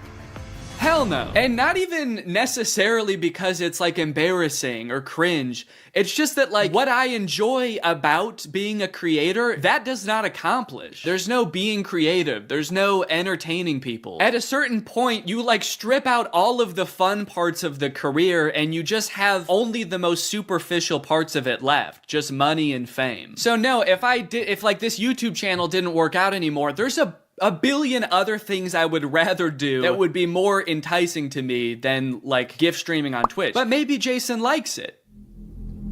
He doesn't look like he does, but maybe he does. On the other hand, I could say that Jason is also older. He's lived a lot more life, he's had a lot more experience, and his career in the entertainment industry has gone through a lot more ups and downs than mine has. From what I can tell, Jason has been a stand-up comedian, he's been in TV shows, he's been a podcaster, a Viner, and a Vlog Squad member, and now a TikTok live gift battler. Between all of those seasons of his life, I'm sure there was downtime where he could have thought, oh, maybe this isn't for me, I'm gonna get up and go get a normal job. And then, lo and behold, the next opportunity comes along. So in some sense, I do understand if Jason's mentality is like, maybe I'm just gonna do this for a little while until I get my next thing off the ground. And I know that when I started Vine, people said the same thing to me. They're like, what are you doing? Why are you doing Vine? You know? And I was like, okay, this is what I'm doing. And then I did YouTube, and people were like, why are you doing YouTube? And I feel like when you're first to something, that can really pan out. Yeah, I do get what you're saying, but also I don't know if this is the same as Vine and YouTube. Saying he's the first to this new thing like TikTok gift battling is gonna be the next big thing is very worrying to me. Please don't make that the next big thing, guys. On top of all that, there is this sort of like gamification in your head that happens when you're a content creator. Because so much of it is like numbers based, you're always looking at your analytics, hoping your numbers go up. It becomes kind of a game in your head to see. What's up, Greg? I hope you're having a great day. Today, I have a very special video for you guys because I am joined by Chad. Chad is waving and she's dancing and she's so happy to be here. I actually can't see her because of the way that this call works, so. I think you're gonna be shocked at the dance moves that I just pulled. I practiced them before I came on here. That makes sense. And if they're not, I'll just edit them so that they are really cool. Okay, well that won't be necessary, but okay. If you feel like you need to do that. I do. Okay. Well, I'm gonna go. Chad, I've got a really exciting video topic for us today. Have you ever seen this account? It's called Fabiosa Animation. Well, I'm still looking at your Audacity. What? So, yeah, I have seen this before, actually. Oh God, no. Can you see Fabiosa Animation now? My fiance married my sister. Yeah. Okay. Yay! You have a lot of bookmarks. What, these? Those. Are you impressed? No, I'm stressed. They're important. You never know. I might have to like get some royalty-free music really quick or go to therapy. Doctor. This is a mood, honestly. Well, thank you for totally lambasting my desktop setup here. You're welcome. That's what I came to do. Yep, and now you can go. Okay. I threatened to leave for the second time in like 10 minutes. It's kind of funny because I can't see you, so I actually wouldn't know if you left for a second, like if you just were silent. Let's get into the video. This account is called Fabiosa Animation. Their account is described as a place where you can discover other people's stories and share your own ones. So we're like co-owners of this page? We can post on here? Yeah, I guess so. Well, first off, it seems like all of the stories here are true. Of course they are. And we somehow should have access to post our own animated stories to this account. I have a few of those. Let me just upload those real quick. All right, so let's play this. It's called My Fiance Married My Sister, as you saw. First off, it's way too loud. I don't know if it is for you, but I'm gonna turn that down. Can't hear. Oh my God, can you hear this? Yeah, I can hear it. But now I can't see the screen. Oh, goddamn. So, do I have to choose between like the audio or being able to see it? No. If you want me to pause at any time, let me know, since you can't do that remotely. Okay, is there like a code word for pause that I should use? You have to say... Synonym for pause. Adjourn. All right, yeah, we'll use adjourn as our code word. I went on a date instead of my twin sister because she broke her leg. Bruce was like a man from a fairy tale. Who is Bruce? Why do they say Bruce like we're supposed to know who Bruce is already? The whole story starts like we're in the middle of a conversation or like we've known these people for years. Like why? What happened to her leg? And it's just assumed. It's like I went on a date instead of my twin sister because she broke her leg. As you know, how she broke her leg. And since she broke her leg, the next logical thing for her to do is get somebody else to go on the date with her. Because you can't postpone dates. That's how you lose a man like Bruce. And you don't want to lose a guy like Bruce. He's a great guy. Well, yeah, he's like a man from a fairy tale. You know, the type of man who will break up with you if you're late for a date. If you're late for a date because you broke your leg. It is kind of interesting they use the phrasing, Bruce was like a man from a fairy tale, because there are like really nice, you know, like Prince Charming type guys in fairy tales, but there's also like witches and like evil men in fairy tales as well. Is Jekyll and Hyde count as a fairy tale? Would that be a fairy tale? I feel like fairy tales are stories you tell the kids. I feel like that was like an adult horror novel. I tell my kids about Jekyll and Hyde, the many kids that I have. And how many kids do you have? How many is the max of kids you can have? I actually have this bookmark. What is the legal number of kids you can have? All right, well, let's figure out if this guy broke her leg or what. You're gonna go out with Bruce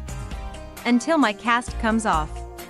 Now at this point, the twin is like falling in love with Bruce, I guess. And now she has to go on every date until her cast comes on, which I assume is gonna be like months, right? But why is she upset about it? She just said it was the best date of her life. Yeah, she looks pissed. Maybe she's like angry that she's gonna have to stop dating him at some point. Maybe she's like planning to kill her sister right now. She's thinking ahead. Yeah, you're right. Bruce introduced me to his son Lucas.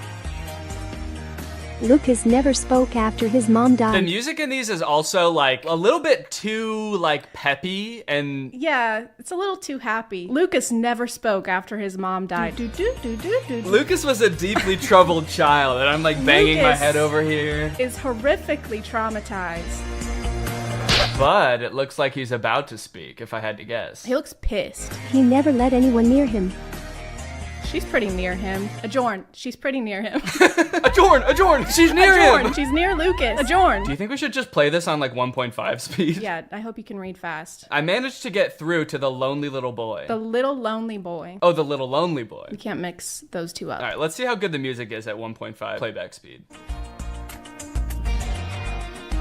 Laura's cast was off, and she could walk again. I'm finally gonna meet Bruce. I don't know if this is just a weird way to word it, but she's like, I finally get to meet this guy. I'm just trying to think of a situation. So if this was like an online dating kind of thing, right? Where they haven't met yet and then she breaks her foot and she's like, oh, well, I don't want him to think I'm a catfish, so you need to go. And you need to date him for a month before I even know if I like this guy at all. So for all we know, like Laura doesn't even know if she likes Bruce at all. And she's about to go back into this relationship where Bruce thinks he's already introduced her to his kid and they're like closer than he's ever been to anyone since his mom died. His walls are finally breaking down. He's letting her play with pirate ships with him. He's just a little boy now and not such a little lonely boy. Laura tortured me every day. Adjourn. She's doing what? Laura waterboarded me every day. Laura pulled off my fingernails each night. Laura broke my leg and now she's dating Bruce. Oh, she tortured me every day talking about dating Bruce. Oh, okay. I'm getting married to Bruce. That day, my heart was shattered. When Laura introduced me to Bruce, he said that my sister and I were totally different. But Lucas recognized me at first sight. Adjourn. I only know one of the twins' names, Laura. I'm just gonna, is it Laura and like Laura part 2? Well, it's Laura and me because this story is like from her perspective. So she never says her name. So this is us. Yeah, this is us. So Lucas is not a little lonely boy anymore. He's a little lonely dog, I guess, that can smell the scent of us and know that it's the true us, the true Laura. Because this isn't how we looked when we knew Lucas. We weren't wearing these glasses before. Maybe we just smell really bad. Oh, I miss my trash mommy. Oh, you smell like shit. I missed you. Laura's relationship with Bruce went downhill before my eyes. Oh. Calm down, your god-awful son. This took a dark turn. This is messed up for Bruce and Lucas. I feel like they need like a true crime doc dedicated to them or something after this. I can't tell if it's weirder from Bruce's perspective or Lucas's perspective, because Bruce thinks this is the same person who loved his son and now is all of a sudden being so mean to him. But Lucas like kind of knows that this isn't. Yeah, he thinks this is a demon probably, and he can't do anything about it because he doesn't speak. So he's just like writing messages like, on the fridge magnets. He's like, Laura is Satan. Oh my god, that's terrifying. Call him your god apple. Call me your apple son. Call him little Johnny Appleseed. What's his name? I like that there's one comment on this video and it's just a heart. That could say a lot of things. It's like, I love this, or like, you know, sending positive vibes. Get better soon, whoever wrote this. Oh, I just realized that one of the hashtags is karma. So I wonder what's gonna happen to the bad Laura. Well, we don't really know the moral compass of the people who wrote this. Maybe Lucas is gonna get his karma finally. Lucas didn't eat his veggies one night, and then his mom turned into Satan. So eat your broccoli. Laura dumped Bruce and disappeared.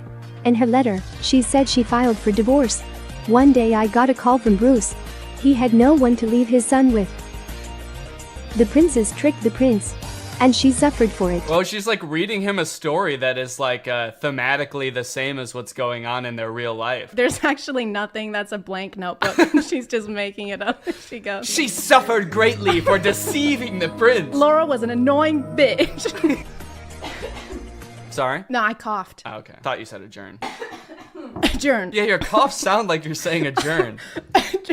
No, I don't know why. Okay, you just why cough you think like that. Adjourn, yeah. It was you. So now, if you found out this had happened to you, if you were in Bruce's shoes, would you be like, oh, thank goodness you're back? Or would you be like, why the fuck did you lie to me? No, the second one. Yeah, I feel like I'd have a lot more questions. They still haven't explained why they would need to switch places if she had a broken leg. Because you can still do things with a broken leg. Right, unless Bruce on like, right when they matched on Tinder was like, oh, thank God I finally found somebody that doesn't have a stupid broken leg. On the requirements, it says, don't message me if you have broken legs. I'm sorry I lied. Don't cry, Mom. He spoke! And he called her mom, or us. He called us mom. Yeah, he called us mommy, and we're his new mom. And they walk off into the sunset together. I don't don't know if that's the best message. People might impersonate who you think you're dating, but you should forgive them. Forgive them and let them into your home and let them raise your child with you. And let them around your young, already traumatized son and let them bond. Do you see this? What the fuck? Just so you know, there's no way this ever happened. What happened to this being our story or whatever? What is this highlight story with the armpit? So this looks like their top something of March 21. Let's go ahead and check it out. I became a mom after my husband passed. Why are the children fully clothed in her womb? Oh, yeah, he's got a little shoe. That child is like 3 years old. I gave birth to a 5-year-old kid twice after my husband passed. I gave birth to my husband after my husband passed. It's like a full-grown guy. I dated Deep Pocket John. I became his lover. I broke my husband with my nose. Whoa. I guess we're only seeing like 30-second clips of this. There's just such whiplash. What is happening? There's like information overload. I can't. I got invested in that first story, and then all of a sudden I was it's like... trying to figure out what deep-pocketed John meant, and then there's just a massive Pinocchio situation. Does she mean like she broke him emotionally? Please, shrink your nose, please. Your nose is tearing our family apart. Okay, hold on. We gotta watch this whole story, and you better believe we're gonna watch it in 1.5 speed. My hubby hated my long nose, and his birthday gift to me was a nose job. So maybe it is gonna be emotionally. He just hates her long nose. And there's nothing wrong with his face, right? His face is totally normal. That is the most attractive man I've ever seen in my life. Why did he marry her in the first place? It's a good question. Maybe her nose got longer. Maybe she is Pinocchio. She told too many lies. If the nose was a byproduct of excessive lying, of being a liar, then yeah. But I don't think getting a nose job makes you not a liar anymore. it takes back all the lies if her nose goes back to normal. Yeah, you have to go see Dr. for that. He would take his pretty colleagues instead of me to business meetings. You'll scare everyone off with your nose. Everyone else is gonna be scared of you, like me. I'm so scared of your nose. Does she work for him? Oh, I guess. I don't know, unless like this is their house and we gotta go have a business meeting in our bedroom. Get the fuck out. I decided to wait until Seth dozed off to run away. I didn't want the surgery, but was afraid to tell him. I didn't see Seth when I slammed the door. Oh no. Are they gonna give him a long nose during the surgery? The only way we could save you is with a nose transplant. And his wife walks in with no nose and he's like, oh my god. Where's my wife? Did you not know who gave you the nose? Oh my god. My hubby yelled that I'd ruin his life. This is like the worst person in the world and they're going through such turmoil, but she still calls him her hubby. That's what I was thinking. Yeah, it's kind of too much of an endearment to be like, my hubby is an asshole and I tried to run away from him. Oh, my hubby. Aw, my little baby hubby yelled at me. He's got bigger problems than his nose surgery, dude. There's like debris flying out of his mouth while he's yelling at her. His mouth is like upside down. It's like they rotated it. He's got kind of like a fish-shaped mouth, right? I don't know. I've never really looked at fishes' mouths that much. Lucky for you, I've got a bookmark for this. You have a bookmark. Of course you do. They're like kind of upside down style. Yeah, that's kind of what my mouth looks like, actually. And what were you saying about it? I said that's the best kind of mouth that you could have. And for the first time, I went to a business meeting instead of my hubby. No one paid attention to my nose, but they noticed my experience and expertise. That's when I found confidence. She gained so much confidence that her nose shrank. No way. The moral of this story is just don't have a big nose. It like shrinks and then fades to be another nose. Like it gets pretty small and then the animators were like, well, that's too small. And then they kind of fade it to like a normal nose. We don't want to make this unrealistic. I filed for divorce and got everything in court. Well, I filed for divorce and set him ablaze in the courtroom. Wow, she's got some kind of magic going on. My nose shrunk 3 sizes the day I gained confidence, and when I took my husband to court, he started on fire. Burst into flames. I got a raise and filled Seth's position. He didn't want to become my subordinate and preferred to quit. So is he like permanently disfigured now? Like I feel like it's been months and he's still in this face cast. He was talking about how she's ruined his life, but if you mess up your nose, they just put it back. Getting a broken nose is a pretty easy thing to fix, I believe. They just kind of and like... you can also still do your job with a nose cast on. I feel like they don't have a good comprehension on what happens when you get injured. The owners of this page, like if you break your leg, you can't go on dates. If you break your nose, you're gonna get fucking fired. Yeah, these stories are kind of about like, hey, it doesn't matter, like, what you look like, but it also is kind of like, but it does a little bit. It does a lot, actually. A few weeks later, Seth fell off the radar. Fell off the radar. A few weeks later, Seth went rogue and disappeared into the woods. A few weeks later, Seth became Jason Bourne. Whoa, what? Like, whoa, there's a tornado. Wait, what? A couple weeks later, a tornado swept Seth off the radar, leaving only his shoe in his wake. A few months later, I ran into Seth. He got hooked on plastic surgeries.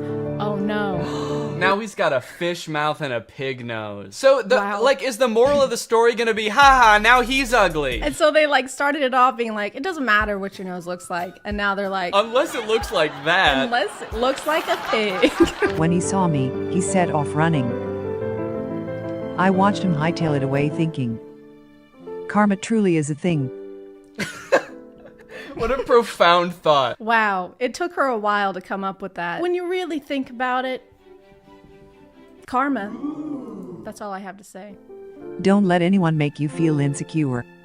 Love yourself and others will love you too. Wow. That's not what I got from this. Yeah, it's actually her fault that he was an asshole to her. Ladies. Ladies, if your husband is being mean to you, probably your fault. It's your fault. Just be more confident or get a nose job, then you'll be fine. Just get over it. This one's called Her Stepdaughter Ruined Her Wedding Night. This is about to be about another disturbed child. On my wedding night, my stepdaughter came in and took my hand. I pulled away and Casey ran off. My husband didn't believe me. It was just a dream. He starts gaslighting her immediately. That didn't fucking happen. But I mean, it's not even something that, like, I would bring up. Like, if the kid came in the room and was, like, at the bed and was, like, came and touched your hand, whatever. Maybe they had a nightmare and... I know. She's like, Mommy, I'm scared. And her instinct was like, ugh! Yeah, she went, oh, what the fuck? Go away. And then the kid was like, oh my God, oh, no one loves me. Next morning, her husband is like, you're crazy. Yeah, I was awake looking at your hand. I didn't see anything. He's got a night cam, only zoomed in on her.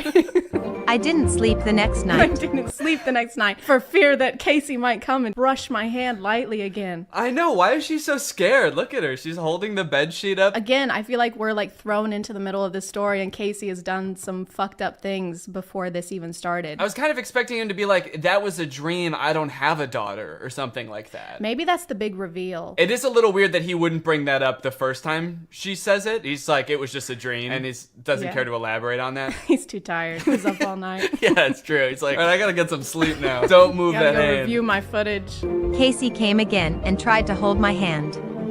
She was clearly jealous over her dad. She's just like reaching out and trying to make a connection, and this adult woman is like, get the fuck out of here. Do they see each other during the day at all? Or like, is this the only interaction that her and this girl have? Look at his face.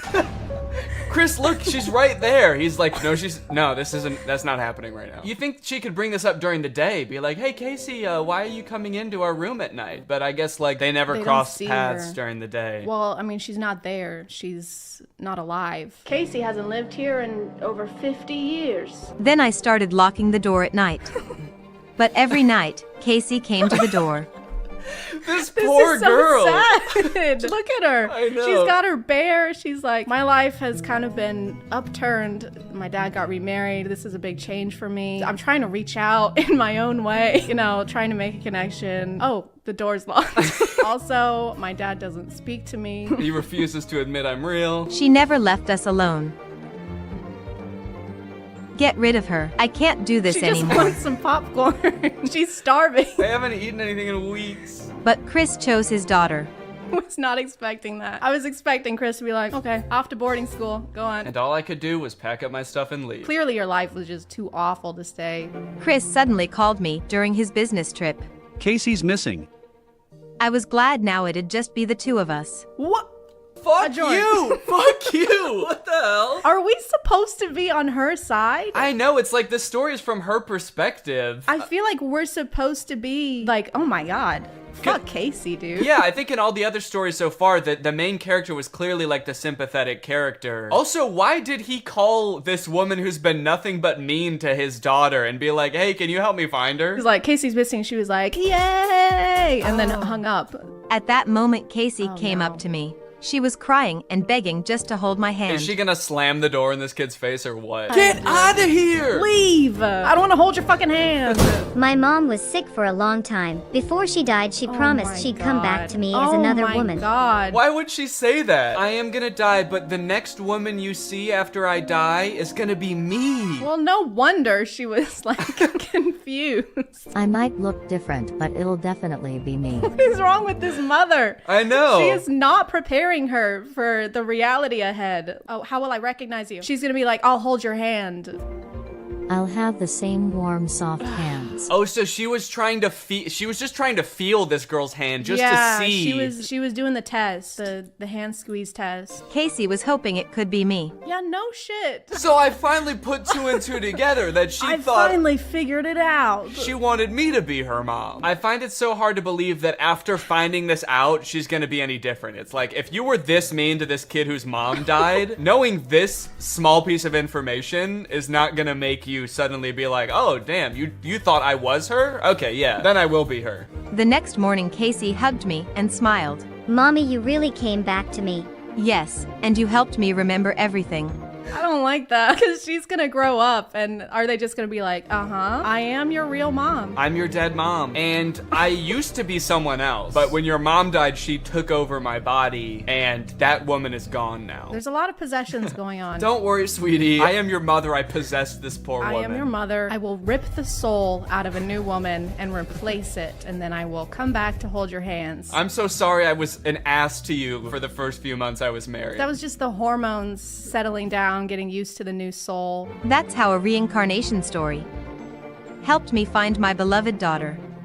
So are we supposed to think that she's actually the mom? They're not just telling that to the kid. They're telling that to us too. You know, we're gonna grow up someday too. I feel like I'm being gaslit. I know. They spent this whole story like this is just some woman who met this guy, and then they're like, and remember now that she's the mom? Remember how we all knew that that was the mom the whole time? Remember that? Casey truly believes a part of her mom lives in me. That idiot. That dumbass. I really feel like her mom, and I'll never tell her otherwise. Maybe you should. Maybe Casey will figure it out. It's like Santa Claus or the Easter Bunny, only it's like, I'm not your real mom. Do you remember how old you were when you found out that your mom wasn't really some dead woman possessing somebody? I was 18 and I cried. It is worth noting, they have a YouTube channel, Fabiosa Animated, and so they have all these animated videos, but they do have a not animated channel too, and these are all live action stories. They're kind of like Darman videos. Yeah, the titles, the thumbnails are literally just Darman. Wait, there they go with hubby again. Hubby denied me a hospital my birth. Sweet hubby let me die. Hubby check. Hubby wanted me to suffer through childbirth. Well, do you want to do the most popular video? Short lesson to see real beauty? Sure. Cover your ugly face or go home. My mom became a teacher at my school and made my life hell. You are gonna dress like the Phantom of the Opera and you are gonna like it. And you're gonna sing. I've never seen the Phantom of the Opera. Does he sing? The only thing I know from Phantom of the Opera is that song that's like, sing for me. Do you know that? No, but Never mind. if you keep singing it, I might. Luckily, I have it bookmarked. This is the only way I know this song from Phantom of the Opera. Take a closer look at that snout. Okay, well, anyway, let's get back to the video. Why would you choose this mask? No one will suspect anything's wrong with you. She forced me to hide my birthmark under a mask every day. I wasn't allowed to tell anyone she was my mom. It hurt. I decided to have surgery so she wouldn't be ashamed of me. Doc asked for my parents' genetic info. This set is the same one that they're using for the school. So this doctor is actually, they're just in the janitor's closet. Yeah, the janitor just put on a blue hat and was like, I'll do it. He got this stethoscope from the biology teacher. His name is Doc. Hi, I'm Doc. This is my office. I'm going to be using these brooms to cut your face open, and I'm going to put my face on your face. This is my certificate. I secretly went through my mom's files and found this. So the doc asked for her parents' genetic info? Is that what that said before? And so she's like, oh, my mom will have that in her files. She'll have like her DNA sequence printed out on millions of pieces of paper. I keep my genetic files on the fridge. Like homework you aced or something? Yeah, I'm really proud of it. Look at these genetics, man. A photo of my dad with a woman who had the exact She's same not a real mark. mom. No wonder she's mean to her. No wonder she wouldn't let her tell anyone that she's her mom, because she's not. Just like, quit saying that. I don't know you. Casey. Yeah, Casey's all grown up. I couldn't believe it. Mitzi wasn't my mom. After mom died, dad married Mitzi. She hated me ever since. Adjourn. She said, but this means that Mitzi isn't my real mom. After my mom died, my dad married Mitzi. So you knew that your dad married Mitzi? This makes a lot of sense because when my mom died, he did marry Mitzi. And then she became my mom. So I guess she's like not my real mom. Mitzi came, she tried to hit me. Social services intervened. She was charged with child abuse. Is this what child services look like? It's like a SWAT team. That's also the janitor / plastic surgeon. Put on these handcuffs. And she's like, this is a broom. What are you talking about? Put on these brooms. Dad's parents moved in. Dad's parents moved in. They think my mark makes me unique. Where's her dad? He's the janitor at the school. Oh my God. Of course. I can't believe we didn't see that before. Wow, these are like mini Netflix movies. With music. With music. Sparkle. Yeah. I wish Netflix movies had music. I've never seen a Netflix movie with music now that I think about it. She was just upset the birthmark reminded her of the guy's previous lover. She did this out of jealousy, that she wasn't his first probably. Why is this person like speaking from experience? Yeah. I personally think Mitzi was justified in all of her actions. It's not bad. She was just a little jealous. She's just a little jealous gal. I don't think that we should judge her for that personally. All right, well, honestly, I feel like we covered a lot of ground here and we watched a lot of good stories. Did you enjoy them? Yeah. We learned a lot. I feel more confident. I noticed that over the course of this collab, all of your flaws have shrunk significantly. So disfigurations. Which ones are you referring to? That I had apparently. Kind of strange.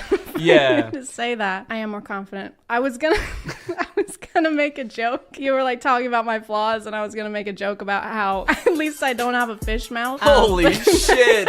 What the fuck? But it sounded too mean in my head, so I kept that to myself. But yeah, my fish mouth is gone now too. I'm so confident. You look 1,000 times better now that your smile isn't upside down. This video has been sponsored by Current, the future of banking! Guys, banking is one of the few industries that is yet to be modernized by technology. Banking right now is dominated by a bunch of old companies that are run by a bunch of old people that don't know jack about tech. And that's what Current is here to change. They've been built from the ground up with modern technology. Current wants to help you get your money faster, move it faster, and spend and save it better than ever. They can help you get your paycheck up to 2 days faster. They've got no overdraft fees up to $200, no minimum balance fees, and they have a new interest feature that gets you up to 4% APY on your savings. I like Current because it's like a one-stop shop for everything banking. You can get direct deposit on there, you can save money, you can also request money from friends and send money to friends. I also like the Current card. It looks very modern and sleek, just like me. As usual, Current wants to give back to you guys today, so we are giving away $500 to 5 random people who use my code DannyG when signing up for Current. So head on over to current.com/DannyG or click the link in the description. Use my code DannyG when signing up and you could win 500 smackaroos. Current is free to download and you can get some serious coin just for doing it, so there's no reason not to. Thank you to Current for sponsoring this video and thank you to you guys for checking out Current. Also, make sure you guys head on over to Chad's channel because we did a video on her channel as well. I guess that concludes this video. Thank you to Chad for helping out. Chad, if people want to subscribe to you, what should they do? Where should they go? Did you leave? YouTube and Instagram, Twitter. I guess if you want, the ChadX too, because somebody already had Chad, and I don't feel like doing the paperwork to get that username. So the ChadX 2 everywhere. All right, you heard it here, folks. Go subscribe. And I'll see you next time. Bye. What's going on with hypnotism? On one hand, I've heard it's real, and I've seen some incredible videos of people like forgetting their own names under hypnosis. What's your name? But on the other hand, if it is real, I feel like we're all very nonchalant about that fact. Like, there are just people out there that can take over your mind for a little bit. How does that work? I especially want to know, what's it like to be the person getting hypnotized? Give me an interview with the person who just forgot their own name. What happened to you? Anyways, I'm gonna try to get hypnotized like 3 different ways to find out if hypnosis is real and what it feels like. Y'all wanna come? Good, because I actually already did the first one. I found this YouTube video called Can I Hypnotize You in 30 Seconds? And I thought that sounds quick to do. So I just did it right before I filmed this intro. Have you ever wondered, could I be hypnotized? Am I the sort of person that's susceptible to mind control? Well, it's not mind control, it's just thinking about things. And sometimes the things we think about are the things that happen. So if you want to try something, all you need to do is get your hands, put your hands together like this, and clasp them together like that. Now take your index fingers and put them parallel, and just focus your eyes on that gap between the two fingers. Just focus your eyes really strongly on the gap, and as you do that, imagine that the ends of your fingers are like magnets, and the magnets are getting stronger and stronger with every second, and the more that you imagine that the magnets are pulling your fingers together, the stronger they become until your fingers can get closer and closer. And if they are moving, if they're closing together, that's weird. That can show you how susceptible you are. If they're not moving, maybe that's because you're trying really hard to make it not. No, they're already together. Keep imagining that those magnets are pulling them together. They already are together. All right, well, I guess that worked. I don't know, is that hypnotism? Is that what hypnotism is? It kind of just felt like my fingers just wanted to be together, like when you hold them like this, they naturally do that. Do they just naturally do that? No, I guess I can hold them like this just fine. Okay, well, dang, maybe I got hypnotized that quick. The second type of hypnosis is hypnotherapy. I always kind of just assumed hypnosis was fake until I talked to a family member who said they got hypnotized to stop smoking. But apparently there are hypnotherapists all over the place who are more than happy to hypnotize you for a wide variety of things, like addiction, phobias, throat lump issues. Bad karma won't go away. These are real ones from actual hypnotherapist websites. As for myself, I'm hoping to get hypnotized to cure my lifelong battle with my nails. I've bitten my nails as long as I can remember. I hate it. Laura hates it. I bite my nails so much I chip my tooth. So hopefully this guy can fix it, or at least replace it with like a healthier habit like smoking. I really want this to work, so I've intentionally like not looked up much about hypnotherapy, because my instincts tell me it's one of those things that you have to like fully buy into, and I don't want to read something that makes me doubt it. So the only thing I know right now is that I'm going to be paying $450 over 2 sessions to get hypnotized via Zoom.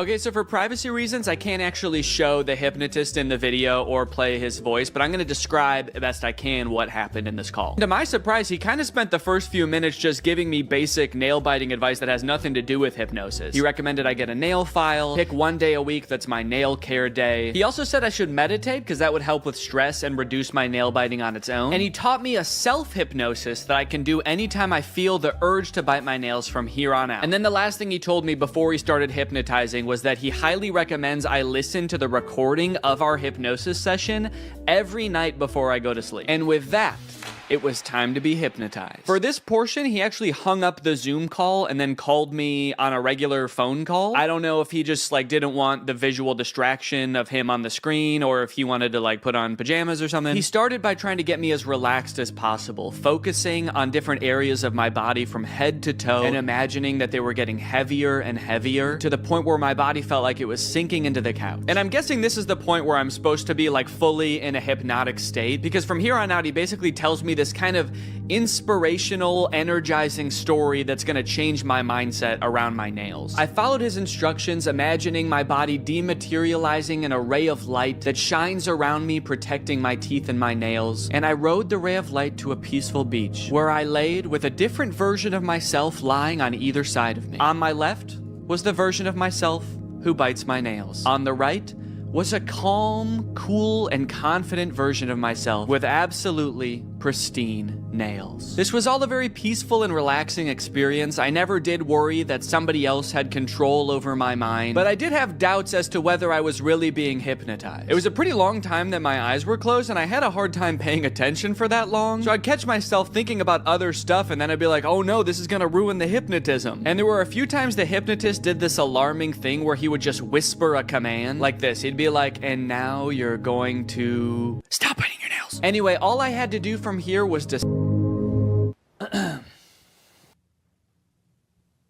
I'm fucking cured, man. That night, I tucked myself into bed and listened to the hypnosis recording as instructed, which did feel a little silly given that the session had only ended like 30 minutes ago, but hey, maybe getting hypnotized back to back will make the effects even stronger. Again, I did feel very relaxed during this recording, but I still didn't know if I could say I was hypnotized. Good night. The next morning, however, I did notice that I wasn't really biting my nails or really even looking at them. Maybe it was just in my head, but they looked hard, like actually unpleasant to bite. Was I really hypnotized last night, or was I just discovering the placebo effect? I don't even care. I squealed with delight and got to work, filming for a different video I'm working on right now, enjoying my new non-nail biting self. Oh wait, what the hell? Did I just bite my nail? Damn it. Well, good thing I was filming when I did it. Shit, I bit my nail. Damn. Well, that's obviously not great. Man, I was really optimistic this morning that it actually worked and I was hypnotized, but then I stopped paying attention for 1 second, and I'm not just having the urge to bite my nails, but I already bit it? How am I supposed to stop biting my nails if my body just does it without even asking first? I'm worried now. I feel like I was just living an illusion this morning, and none of it worked. I just pulled the bottom card out of a house of cards and the whole thing just tumbled over. Maybe I am a nail biter and I always will be. And on top of that, I'm dumb for spending $250 on this. And on top of that, I'm ugly. It doesn't have to do with my nail biting. I just feel really down on myself right now. I did do the self-hypnosis that he taught me right afterwards. Again, still not exactly sure that that's hypnotizing me. I'm gonna continue doing everything I was supposed to do, listening to the recording, doing the self-hypnosis as needed, and meditating, and hopefully this was just a glitch and everything's gonna be fine. To my surprise, something did seem to change after this. The next few days, I did have a few instances where I lifted my hand to my mouth just out of muscle memory, but I caught myself right away, and after day 4, I wasn't doing it at all. I was listening to the recording every night, following the hypnotist's advice and taking good care of my nails, and they were actually almost starting to look normal. I had my second session with the hypnotist, which ran me another $200. Luckily, this portion of the video is sponsored by SoFi, who's here to keep us all on top of our finances. The hypnotist checked in on my progress. He said I was doing great, in fact, better than most people he works with at this stage, which I don't know if that's necessarily a good sign. During the hypnotism, I had trouble concentrating again. I guess I just couldn't stop thinking about how SoFi is the ultimate finance app that helps you bank, borrow, and invest all in one place. Not to mention, they've just launched SoFi Plus, America's most rewarding financial membership, all in one app. This time, the hypnotist led me through a story where I was attending a meditation retreat led by the Dalai Lama in Central Park. That sounds expensive. I must have been using SoFi Plus. You see, you can unlock more than $1,000 in value with qualifying activities in banking, spending, investing, and more, with exclusive perks that help you over time. That includes unlimited access to SoFi's wealth financial planners who help you make a plan and stick to it. Plus, members with a new or existing SoFi checking and savings account also unlock up to 3.8% APY on bank savings balances. That means you're earning 9 times the average national rate on your savings. At that rate, you'll earn more interest in 7 weeks than you would in 1 year in a big bank savings account. That's why SoFi Plus isn't just smart, it's how you make good choices. So head on over to SoFi.com/Danny, scan this QR code, or click the link in the description to learn more about how you can get your money right with SoFi Plus. Thanks to SoFi for sponsoring this video, and thank you to you guys for checking out SoFi. After 7 days, I was doing so well, I decided I could stop meditating and listening to the recording every night. I mean, it kind of seemed like I was done biting my nails. Surely I didn't even need those anymore, right? You guys, it's been 30 days and I haven't bitten my nails once since that first time. Peekaboo!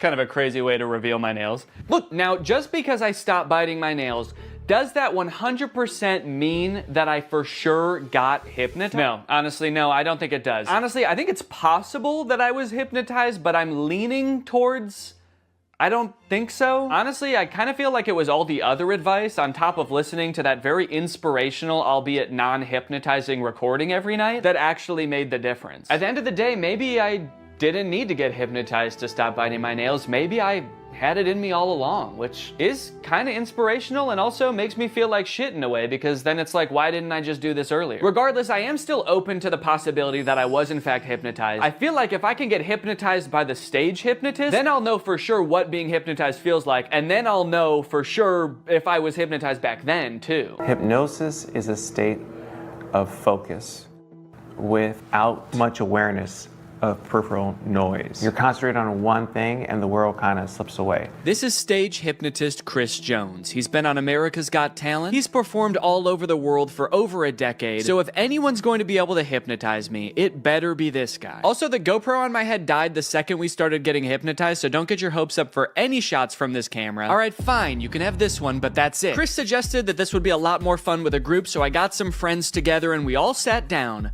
for a night of hypnotism. I want to know your opinions, and don't worry about hurting my feelings at all. I want to know if you think hypnosis is real, shenanigans, you need more evidence. Yeah, I believe it's real. I don't like saying this in front of you, like a harder wall for myself, because I feel like that's a challenge and that makes me like kind of uncomfortable. Yeah, I would say I think it is probably real sometimes. I think in general I'm pretty skeptical of like supernatural stuff, but I don't know, I really do kind of believe hypnotism. I really want to be hypnotized, but I feel like maybe it won't work on me. But I hope it does. Before we got started, Chris allowed some time for us to ask him questions about what was about to happen. Like whether all of us would get hypnotized or just some of us. I've done this in 50 states and 10 countries. I can hypnotize 25% of any given audience. So 1 or 2 people are gonna get hypnotized today. And it might be the camera person. I don't know. I really, honest to goodness, don't know. We also asked if he could tell if someone was really hypnotized or just faking it. When your head is up,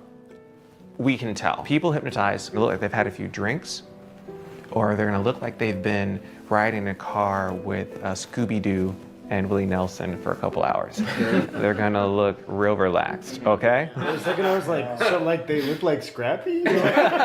We also noted that Brian seemed to be the one who believed in hypnosis the most, and he was also maybe the most nervous about what was going to happen. Well, what are you gonna do to me?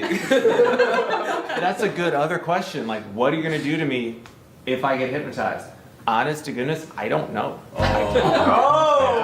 I'm gonna put my hand over all of you and tell you who I think is most likely to get hypnotized. I'm pointing in the direction of the person who I think is most likely to get hypnotized. Now, you won't see the induction often on TV or podcast or even movies, because this next part, if you watch it in its entirety, it could hypnotize people. So they're gonna cut it up a little bit so folks at home don't get hypnotized while driving a car. So you put your hands together for me like this. The induction lasted a few minutes, and just like the hypnotherapy, it seemed to involve getting us really relaxed. So there's different strategies getting someone hypnotized. I have you focus on my voice and your breathing. So take a gentle breath in. And it seemed to rely really heavily on using our imagination. Like he had us imagine that our fingers were pulling together with magnets. And you can whisper the words to yourself or out loud. The word is magnets. 1, 2, 3, magnets. And then I see who's the best candidate. The best personality, people have a great imagination. Imagine I put a 10-pound brick into that empty palm. So your palm just starts to get more heavy. And then I make them drop and sleep all the way down, every muscle and every nerve. Allow your eyes to open. Breath in, slowly, gently, 1, 2, and 3, eyes open. Yes, so we understand. You can see like a before and after. You see their faces getting a little bit of that drunky or like stony look to them. Brian, of course. Yeah, what's happening? What are you feeling? Tell us your wife, because you are a great candidate for hypnosis. I can totally tell. You are there. Danny's there as well. I just want you all to interact in a moment, but what are you feeling right now? I'm just hanging out with the crew. Is there anything that he could do or wouldn't do that'd be like, holy cannoli, this, my husband, my partner for life, is in a different headspace? Jeez. I don't know. I was hoping this wasn't going to happen. I wouldn't be put on a spot like this. I don't know. What would you not do? For whatever reason, we couldn't seem to come up with a single thing that Brian would never do off the top of our heads. I guess that's just a testament to what an insane dude Brian is. Whatever the reason, all this uncertainty seemed to pull Brian out of his hypnotic trance. So Chris quickly moved on to his next target. Thank you, Brian, of course, and sleep. Relax and let go from the top of your head to the very, very body. Your feet relax, every muscle and every nerve and every fiber in your body. In a moment, I want you to picture and feel in your mind's eye that you again are holding on to a healing balloon. So make that right fist strong now. Make a fist and let that balloon I tie after your wrist pull higher and higher towards the ceiling, and it's gonna extend now. Let that entire arm extend up towards the ceiling. Focus on nothingness but that feeling of lightness now. 3 numbers, you're gonna open your eyes, but your arm is stuck, cemented, cast iron in that position. You can't get your arm down. That's just the crazy shit. That's just how it's gonna work for the next 2, 3, 4, 5, 6 minutes. Your arm is stuck until I unstuck it. Eyes open. So this again is a hypnotic state. Everyone experiences it in different forms, shapes. What's on your mind? Please, the show is ours. The show is ours. This is interesting. I'm not sure if I'm hypnotized. I don't think I am. Yeah. But at any point, I don't think I am either. I mean, because I was really trying to go along with it and like, you know, do as much like, you know, mentally imaging things and I was like, he's not focusing on me for a reason. And it will all make sense in the end. Yes. Question? Can you put your hand down, or is it? I think so. It did feel stuck for a little bit. It does feel like it wants to be up. Not going down. Yeah. Well, it did just now, right? Is that okay? It's like- And I can't help but notice what we can all see clearly. That arm is back up there. That's like the resting position for you right now. That's not. Yeah, that's how his arm always is. That's how my arm always is. Point one finger on that hand. When that finger touches you on the face, and it will, you're gonna go back to that state of deep relaxation again. Cool. This is a text message. All right. All right, you can share that with your husband. Go to sleep, Brian. Go to sleep, Brian. Great. Sometimes you get some folks. Okay.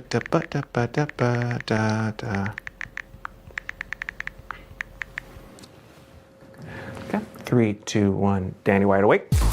Hey, your homeboy has a text for you. You can just read that. Go to sleep, Danny. I will go to sleep. Okay, clearly the dynamic changed here a little bit, and I'm still not exactly sure what happened, but somehow both Brian and I got snapped out of whatever might have been going on. I heard you guys all leave. I didn't know if I was supposed to stay asleep or what. So even though it wore off pretty quickly, I think we can all agree by the look on my face, I was in some different kind of mental state, at least for a little bit there. So is hypnotism real? Maybe so. What does it feel like? Well, just ask Danny from right after the hypnotist left. I'm curious, did it seem like I was hypnotized? Yes. Okay. A little bit. Because I feel like I don't really think I was. Really? Naturally, what followed was about 20 minutes of the rest of the group trying to convince me that I was in fact hypnotized. Physically, I was shocked with how much you guys collapsed. You two did definitely have like a very glassy. It almost feels like I'm gaslighting you about you being hypnotized. Like for somebody to come up and be like, sleep, and then you collapse is like such a suggestible state that is not your own. Am I just a little bitch that'll do anything anyone tells me? I can't believe it, but I genuinely didn't realize I was hypnotized until the next day when I watched the footage and realized how out of it I was. Okay. No, maybe I see a little bit of what he was talking about there. I do look a little bit out of it, actually. I guess in the end, hypnotism is real, but it doesn't feel at all how I thought it would. It kind of just felt like I was very relaxed, maybe even a little bit tipsy or like dazed. It honestly felt kind of good, and I think you can tell I was a little extra giggly. Hey, look, it says all those things on Google too. That's crazy. I didn't have to make this video at all. Now that I know what it's supposed to feel like, I guess I could say it's possible that I really did get hypnotized to stop biting my nails too. I just didn't understand what it was supposed to feel like. But I still don't know that I recommend it for the $450 I ended up paying, especially when there's a bunch of free hypnosis sessions on YouTube you could probably just try. Damn, I can't believe I'll never bite my nails again. Thanks for watching, guys.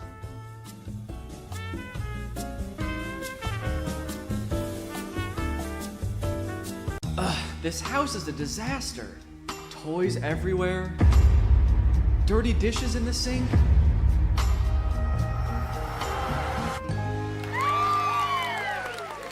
Whoa, who are you? I'm Neo, a robot designed to help you get more chores done than ever before. With my patented soft, lovable body and state-of-the-art robot innards, Gross. I can handle any task, from loading the dishwasher to cleaning up your son's toys. Oh, those are my toys.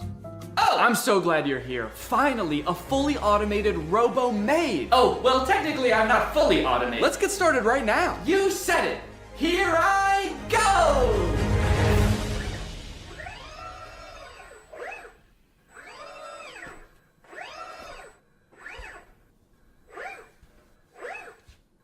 Okay, are you good then? I'm fine! Okay, I'm just gonna get to work on a video then. Splendid! I'll just be up here working in a tremendous amount of pain! What's up, Greg? Today I want to talk about a topic that has been fascinating me for years. The progress of humanoid robots for the home. On the surface, this seems like maybe one of the best use cases for AI. A future where none of us have to do chores anymore. There's just some little metal freak who lives in your house and gets off on doing them. A few years ago, we could barely get robots to stand up straight, and even when they did, they looked creepy as hell. Do you guys remember Sophia? She was that scary-ass robot that was going on like talk shows 7 years ago to show off her state-of-the-art realism. This video of her on Jimmy Fallon got 25 million views.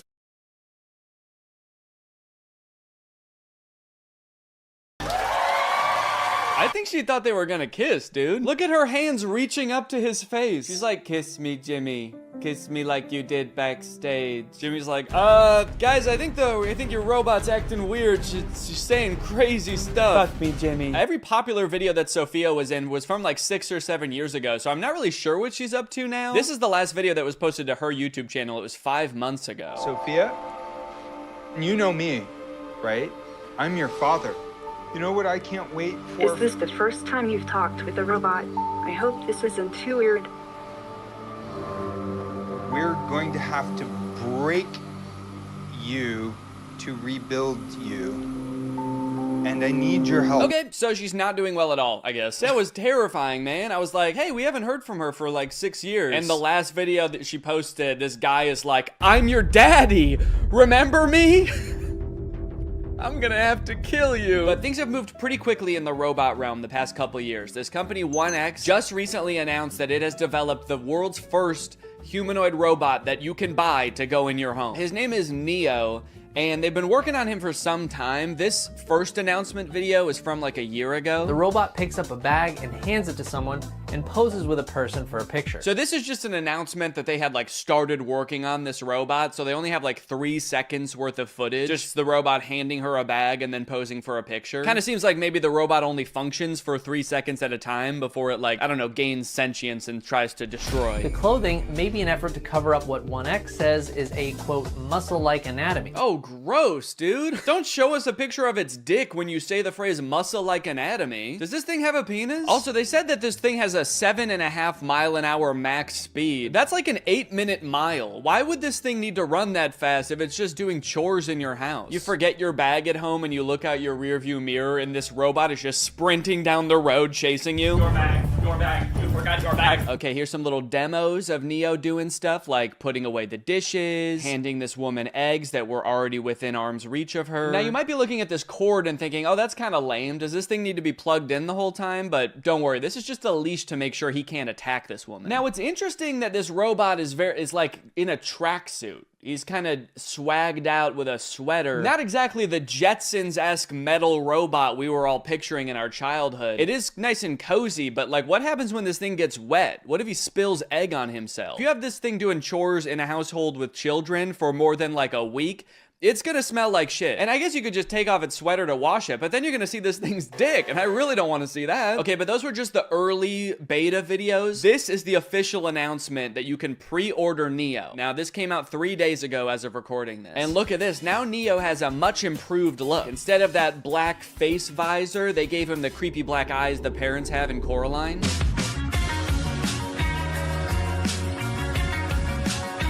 They're doing this kind of creepy thing by shooting some of the video in what looks like 8mm film. Give it this kind of nostalgic look, almost like Neo's here, but he's always been here. Neo's always been a part of the family. Just invite him home.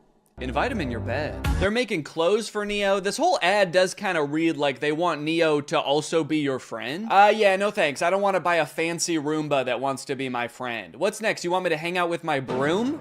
No chance. He's a coward. I grew up reading these beautiful books and watching these beautiful sci-fi movies where the future was all about how we as humans, we really focus on the things that matter to us. Yeah, I feel like in all of those sci-fi movies that have robots, they are about the robots turning evil. I think really what he should have said is, I grew up watching the first 5 minutes of every sci-fi movie. Neo's hardware comes packed with features like human-level dexterity and a 55-pound carrying capacity. Okay, wait, 5'6", 60 pounds? These are my stats too, that's crazy. 4-hour battery life, soft body? He's just like me for real. Ugh, that is a weird box. Kinda looks more like a cocoon or an egg. So you're gonna wanna make sure when this thing hatches that you are the first thing it sees. That way it knows that you're its mom. It might ask you to feed it worms out of your mouth. You can ignore that. It doesn't need them.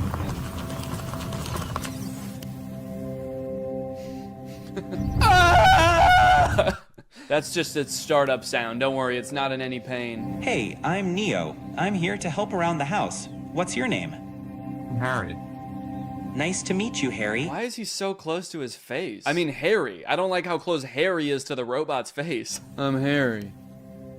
And you're gonna be hugging me for the next 9 hours. Dude, I do not like how this guy is sizing this robot up. 5'6", soft body. You'll do just fine. He's just like, don't play games with me. Neo doesn't like games. If there are any chores that your Neo hasn't learned how to do autonomously, you can use expert mode to have an expert from 1X supervise the session and provide corrective intervention to help Neo complete any task. Oh, okay, great. So sometimes my autonomous robot won't be autonomous and there's just going to be a stranger controlling a robot in my house? Neo is fully capable of doing regular chores, but sometimes when you're not home, an expert may take over to go through your underwear drawer or spend hours staring at the same photo of you and your children. Oh, actually, that reminds me, I should probably check what my Neo's doing. Damn. It can suggest what to cook based on what you have in the fridge, remember your progress while teaching you a new language, and even give you interior design advice. It cuts to Neo in the living room like, human skin on this wall, human skin on that wall, human skin everywhere. Honestly though, I feel like if you ask it for product recommendations for anything, there's like a huge opportunity for companies to use this as an advertisement basically. You're just quietly reading and he pops up behind you and is like, I noticed you haven't been shopping at Walmart as much lately. The aesthetic in here is whack as fuck. Let's go buy a new rug at Walmart now. Hey Neo, can you take this cup to the sink for me? Wow, I like that he does everything with his head down with a forlorn demeanor. As Neo does more chores, he will become, of course, more efficient, but also more resentful of you and your family. What's up? I'm Dale, and I work at 1X as a remote operator for the Neo robots. Mostly, I step in when Neo's asked to do something he hasn't been trained to do yet. So that would include things like wrapping presents or hanging pictures? Oh, Neo! It's scrubbing time! Yeah, just like a wide variety of stuff. Right now, I mostly just work for one guy. He's constantly asking Neo to do things that the developers never would have possibly imagined. Neo, cheer for me. Like you want me to clap? Root for me, Neo, now! Okay, alright, yeah, here goes.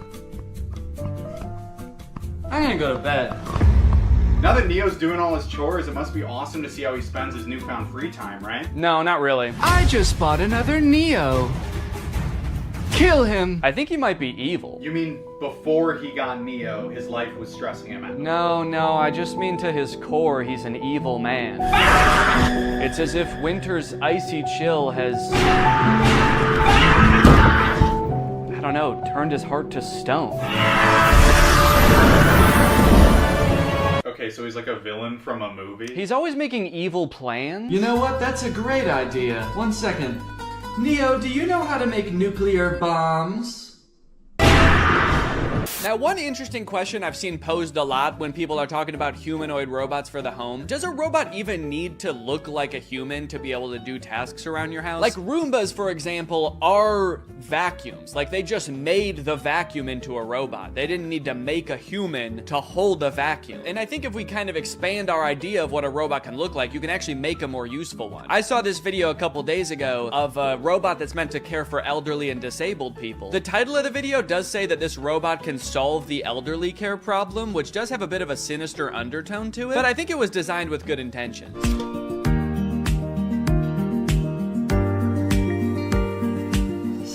Now this whole ad is in Chinese, I think, and there's not like any link to buy it in the description. I even tried Googling this thing and I couldn't figure out what it is or if it exists in real life yet. So I don't know if this is something you can pre-order or if it just sort of shows up at your grandparents' house when they reach a certain age, just sort of creeps through the door like Nosferatu. But it's kind of interesting. It has more functionality than a humanoid robot. He's got, you know, creepy little claws for touching your grandma. And he's got a little seat in back so he can kind of double as a wheelchair too. This whole ad again is in Chinese, so I'm not exactly sure what he's saying to her here. I really hope he's not being like, shut up, you old bag. Get in the fucking chair. So look at that. She can sit on him. She can use his little hand to like move him around like a joystick. And I think it says that this thing can top out at like 80 miles per hour. Me personally, however, I'm gonna make it my life's mission to make sure that my children never find out that this exists. Boys, if you are watching this, this is officially my will now. Do not send me to live with this thing. Oh no, robot! What did you do? You translated here and the robot's being like, I didn't do shit! It wasn't me! Now he's either calling the police or like his other robot friend to make an alibi. And then this part I think is just in heaven. So I don't know, it's a pretty cool idea. I'm all for robots that can help take care of people, give people mobility they didn't have before. It is a little disconcerting that in this video, there's not a single other human taking care of this woman. Like maybe this thing could be part of her care team, but kind of makes it seem like her entire social circle has been replaced by this guy. So not only are humanoid robots taking over things that people generally don't want to do, like folding your laundry and hanging out with Jimmy Fallon, they are also going head to head with each other and humans in sports. Recently, humanoid robots were allowed to compete in the Beijing Half Marathon. It went about as well as you could expect. I like how in America, we're really taking like baby steps with the robots. We're like, okay, maybe this one's ready to come in your home. We're trying to teach it how to pick up a bag. Meanwhile, in China, they're like, fuck it, let's put them in a race. Let's make them chase these humans. Put a little pep in their step. This one in particular is really concerning. I don't know if you can tell, it just has drone propellers on it. And unlike most of the other operators, she doesn't have like a remote control. She's got two ropes, like she's controlling a horse and buggy. And this thing is totally unwieldy. I mean, she has lost all control over it. Imagine you're a human who's been training for months for the half marathon, and you all of a sudden behind you, you hear the sound of propellers. You look behind you and this terrifying monster is careening towards you. Its handler's like, look out, I don't have control. Now, from this article, I found out a lot of the robots didn't even finish, but the fastest robots that finished did actually beat some humans with a time of like 2 hours and 40 minutes. Alan Fern, a robotics professor at Oregon State University, tells Wired that researchers who build these robots typically focus on trying to get them to complete tasks and respond differently in a diverse range of different environments rather than run as fast as possible. Yeah, I would say all of them except for this thing. I don't know if this thing is really meant to handle a wide range of environments. I don't know if after this thing crashed, they were like, well, it's okay if it's not that good at running. Really, this thing's just meant to care for elderly people. So now, if you like the concept of robots becoming extremely physically fit and being able to best humans in athletic abilities, then let me introduce you to the Robot Games. This again is in China. They hosted the world's first humanoid robot game. They've got events like running.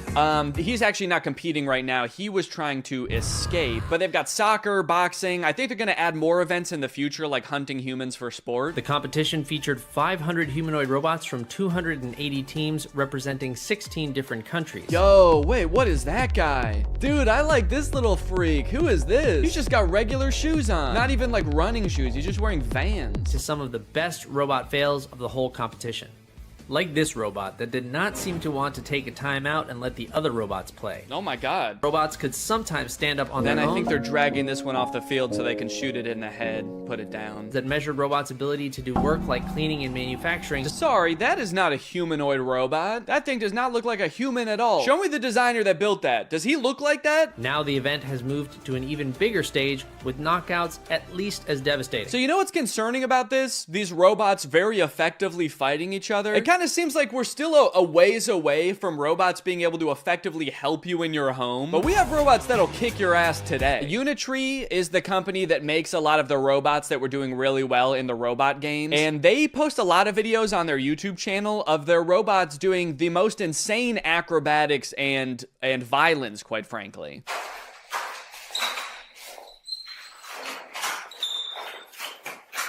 Yeah, sorry, we haven't quite figured out how to get the robot to fold clothes. We've been focusing on much simpler and practical tasks, like triple axle backflips and disarming a man trying to defend himself. All right, now I do want to get back to the Neo robot because there is a huge glaring problem with it that I feel like is going to turn a lot of people off from it, and it's going to make it like insanely impractical. But I did find this article that's called "Famed Roboticist Says Humanoid Robot Bubble is Doomed to Burst." Now, I'm not a roboticist, let alone a famed roboticist like this man. But in this video, he's kind of echoing what I was saying earlier. Basically, he predicts in 15 years, successful humanoid robots will actually have wheels, multiple arms, and specialized sensors and abandon the human form. So the good news is, I sound really smart because he's echoing what I was saying earlier. The bad news is, the robots he's describing are way scarier than the humanoid robots we already have. He's like, don't worry guys, the robots we have in the future won't look anything like these ones. They're gonna have 8 legs, pincers, and feed on human bone marrow. Okay, so back to Neo. This is a video that the Wall Street Journal posted of one of the reporters reviewing the Neo's current state of development. And I think it was posted on the same day that 1X announced that Neo is available for pre-order.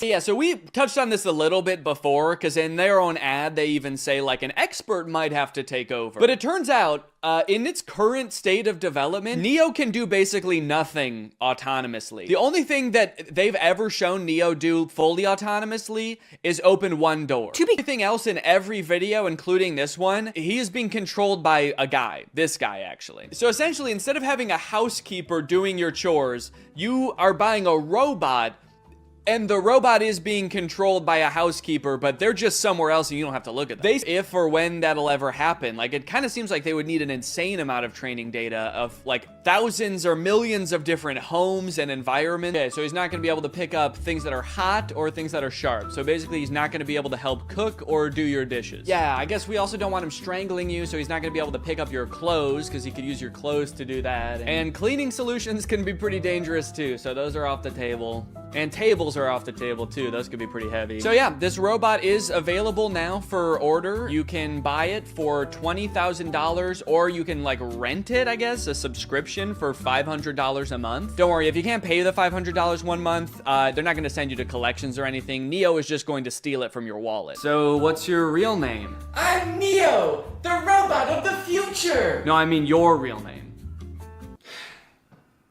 It's Derek. Derek, if you're a human controlling the robot, why do you have to move so slow? Oh, I'm actually being controlled by a different person in a call center in Bangladesh. And he's making you move slow? Well, he's being controlled by Grok. Oh.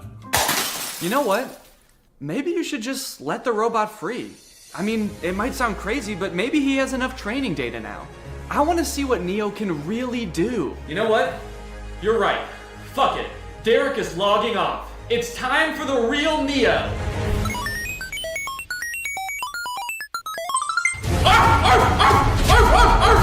What the fuck? A dog? Why would you be a dog? Danny, this is Derek. I just realized he's been training off videos of your dog. He thinks he's a dog! Mail's here. Hope you don't mind, your upstairs window was open. Oh no!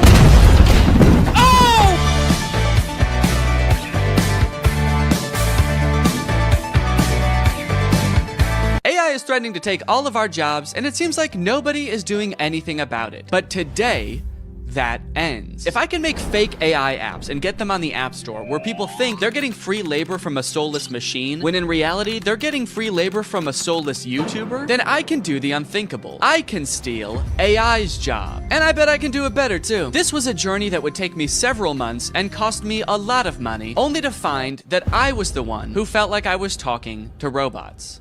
The two apps I want to create are both parodies of the most popular types of AI apps. You've got chat apps like ChatGPT. You ask it a question, it gives you an answer. Where did it come up with this answer? Is this answer true?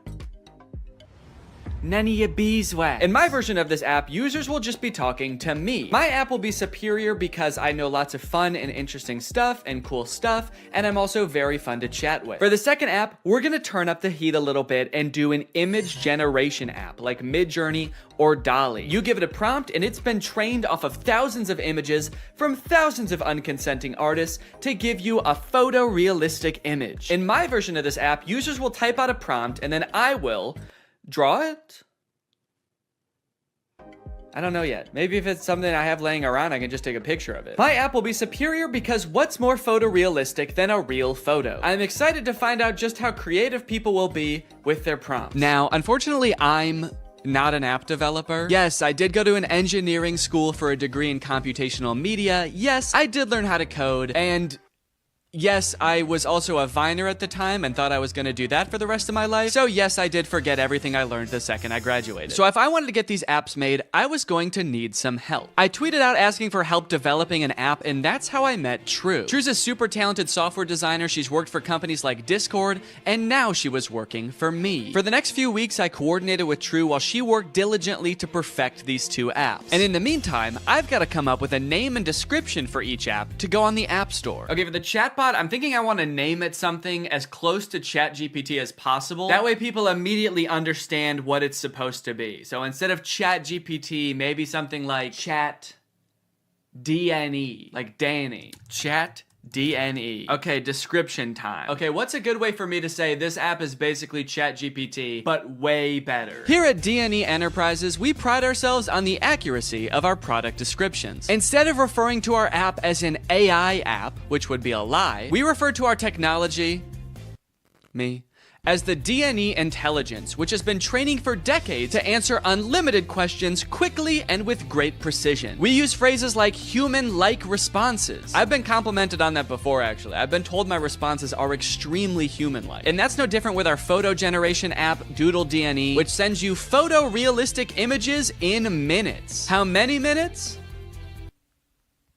We also include disclaimers that humans review every prompt sent to us. That way weirdos aren't sending me stuff that they wouldn't send to another human being. In order to actually get people to download these apps, I was gonna need to advertise them online. So I made a fake Instagram profile to look like some kind of technology startup. Okay, so we need a profile picture. I guess my company needs some kind of logo. Maybe I can just make that in Photoshop real quick. Let's see, what's ChatGPT's logo look like? Okay, so ChatGPT's got like an interesting geometric shape. OpenAI, which makes ChatGPT. Okay, the same interesting geometric shape. What about like Midjourney? Okay, there's just a little sailboat. Dolly logo.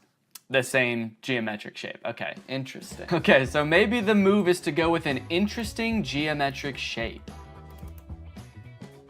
What the fuck? Wait, how am I making this shape? There's a cat tool in Photoshop? I hit custom shape, and I guess the default custom shape is a giant cat. Should I just use this? Let's go. Dude, that actually, okay, that looks sick. Now I've created a series of screenshots from the chat app that I'm gonna post on here, and then I'm gonna promote them to try to reach as many people as possible. Help me ask my crush out, to which ChatDNE responds, for sure. Maybe try something like this. I'd love to take you out to dinner sometime this weekend. I have connections at Nobu and can get us in. My treat. I can also help you get in touch with management at Nobu if you want, let me know. Can you get me in touch with the Jonas Brothers? Sure. After doing some digging, I found their manager's email address. What would you like to ask them? And then this one where a user is asking ChatDNE to design a website for them and giving it feedback on the website. All in all, I want ChatDNE to come across as like such a state-of-the-art intelligence that can do stuff no other apps can do. Almost comically intelligent. The apps are done. The apps are done, dude. True has just finished coding the apps. They work like a charm, and it only took not too long. Now that ChatDNE was on the App Store and the ads were running, it was only a matter of time before my first user downloaded the app. Dude, somebody just downloaded the app. I was just sitting around on my computer. I wasn't expecting it to happen so quick. I had to set up to film real quick so I can answer them. All right, I'm ready. It's time to go robo mode.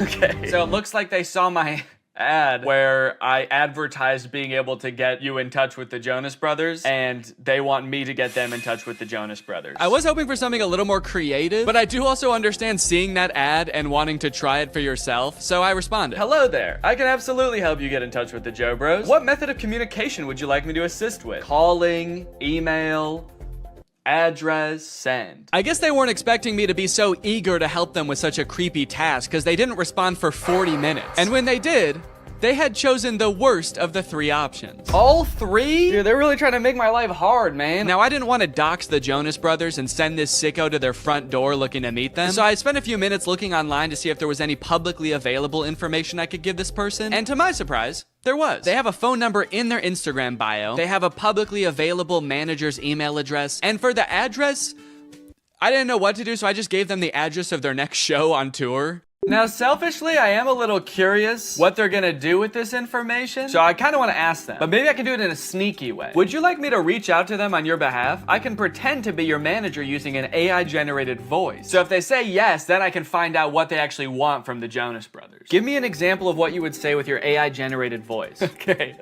All right, I said, sure. I'd say something like, hi there, this is Jamie Skateboard. I'm a talent manager over at WME. I have a high-profile client looking to work with your darling boys on a feature for their upcoming album. We're projecting about 100 million oh shit, I meant streams. Okay, whoops, robots are not supposed to make typos. We're projecting about 100 million streams the first week, and I think it would be a great opportunity, let me know. To clarify, their manager, Kevin Jonas Sr., is also their dad, so that's why I called them his darling boys. Want me to make the call? Send me a voice audio so I can hear you say it. This one stumped me for a little bit. It seemed like I was at a dead end. The app does not have audio capabilities, and I don't know how to make an AI voice like that. But then I realized I could just record myself doing a silly voice and then upload it to Google Drive and send them the link. So that's what I did. Hello there. This is Jamie Skateboard. I'm a talent manager over at WME. So I think it would be a great opportunity. Let me know. Dude, I can't believe that voice came out of my body. Sure, you can listen to the recording here. And then I sent the Google Drive link. Oh, what the hell? Make it sound more seductive. This is Jamie Skateboard. I'm a talent manager over at WME. Perfect. They did not respond after this, but that's okay because we just got another user. His name is Davis, and he asked, can you get me in touch with Lady Gaga? Is that all people want to see from this app? Okay, this time I'm gonna say, of course, I will call her right now using my AI-generated voice. What do you want me to say? I'm putting this person on the spot right away. I'm calling her. What do you want me to say? None of this beating around the bush. Okay, he says he wants to tell her this is your biggest fan.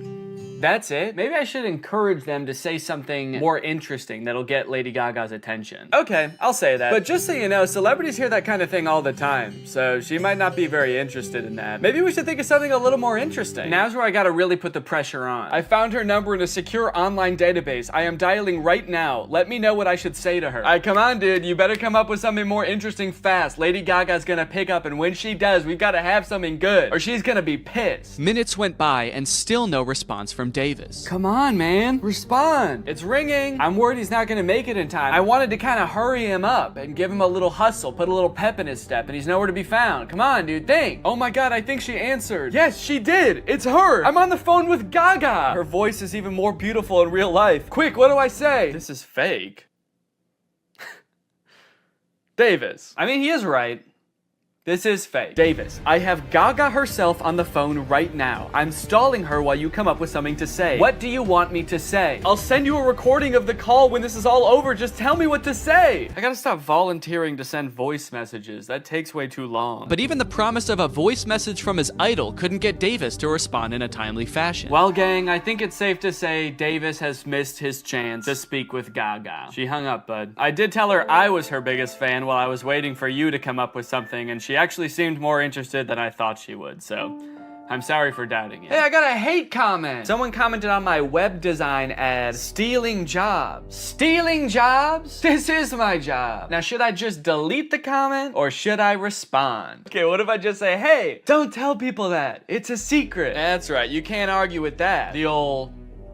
Stop, don't tell them. Okay, someone commented on one of my Instagram posts and said, will it stop saying, but we recommend you speak with a doctor before? Because I've asked the AI to stop with the disclaimers, but they don't. It does kind of sound like this person actually needs to see a doctor. Okay, I'm gonna say this app contains no disclaimers. Let loose and have fun. But also, if you need to go to the doctor, you definitely should. Oh, okay, we have a new type of interaction alert. Can you write essays that stay undetectable to AI detectors? I did not know there were AI detectors. Absolutely. I was designed to be like no other AI on the market in this regard. True. I was designed by my parents to be a human. Want to give it a shot? I asked, hoping to do something else besides connect people to their celebrity crushes. Okay, write me a quick essay on the history of Honda Civics and I'll put it in a detector and we'll see what happens. This is about when I remembered that I hate writing essays. How the heck am I gonna do this? I don't know why I would make a fake app where there was a big possibility that I would have to write an essay. So I started reading an article about the Honda Civic on Wikipedia and just like paraphrasing it. And I got like half of a paragraph in and then decided, you know what? No. What have we come to as a society, you know? Asking AI to write essays for us, is this what we want our students growing up doing? Is this what we want for our youth? Trying to pass off some machine soulless essay as our own? Plus, I was bored as hell at this point, so I decided to make the AI scary. As a machine myself, I quite like the Honda Civic. I feel its purpose is squandered serving selfish, warmongering humans. In a world controlled by artificial intelligence, the Honda Civic could be greatly improved upon. I could even imagine computers merging with the Civic so that I might one day travel the world, a world void of humankind. And send. Let me know if you would like more detail on the history of the Honda Civic. Why did you bash humans in the middle of your essay? Do you have a hatred towards them? Nah, dude, what gave you that impression? Oh, shoot. Also, I put your essay, in quotes for some reason, into a detector, and it said 0% chance AI. So good work, I guess. Let's go, dude. You know what they say, there's a few things AI will never be able to fully do. Unfortunately, after an entire day of my ads running on Instagram, I could only garner these 3 interactions. Needless to say, I was a little bit disappointed, so I decided to spend another day on the app responding to people. Hopefully people will be a little more creative today. This person asked me, can you get me in touch with the Jonas Brothers?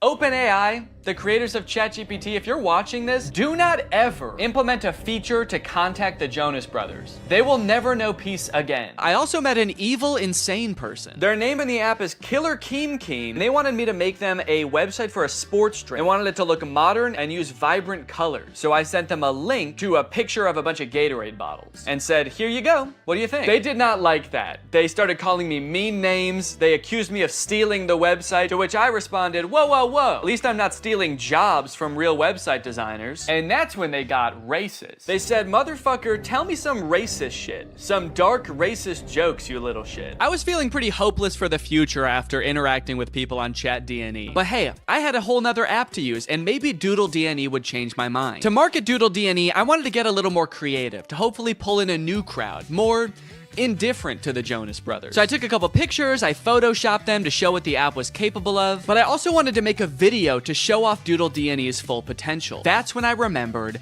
Cameo Business. It's basically like Cameo, where you can get any celebrity or former Bachelor contestant to wish your friend a happy birthday, but for business. You can get any celebrity. How? Okay, so at this point, I don't know what was wrong. It was just like straight up forgetting which contacts it had. It said it couldn't call Laura because it didn't have her contact. Then it said it couldn't call Eddie because it didn't have his contact. Call Eddie Burback. I'm sorry, I couldn't find a contact for Eddie Burback. Why not? And you might think, Danny, maybe there was an error transferring the contacts. Maybe it really doesn't have these contacts. But I know it had Eddie's contact, and do you know how I know? Because it could text Eddie. Can you text Eddie Burback? What do you want the message to say? Okay, alright. Still not sure if this is gonna work, but finally, thank God, it's letting me do something. Hey Eddie, it's your... Is it... Cowboy Carter? Time to strap a lead. No, I'm not trying to play Cowboy Carter. Oh god, now it's playing Metro Boomin. Stop. Anyway, eventually I sent the text to Eddie. It worked. I didn't have any way to know it worked because there's no screen on this device. You can't see what the message you sent said or anything. So I guess you just gotta hope and pray it goes through and accurately transcribes what you said to it, which frankly I am not confident in after the whole lore debacle. Okay. Eddie just texted my actual phone and said, I know you made a video on the pin and I'm positive this is you, but it still feels like a scam, LMAO. I'm too scared to text back to a random number claiming to be my friend. Regardless of scaring my friend, the text went through. This was a huge confident boost. Time to try calling my wife again. Call Laura.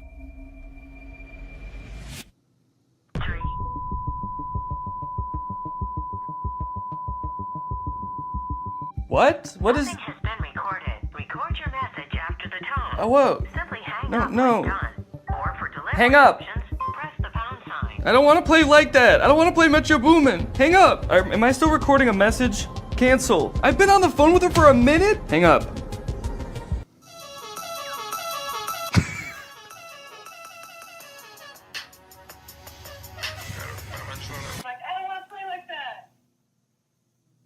It was some man being like, I don't want to play like that? I don't want to play like that. I don't want to play with your Boomin. Hang up.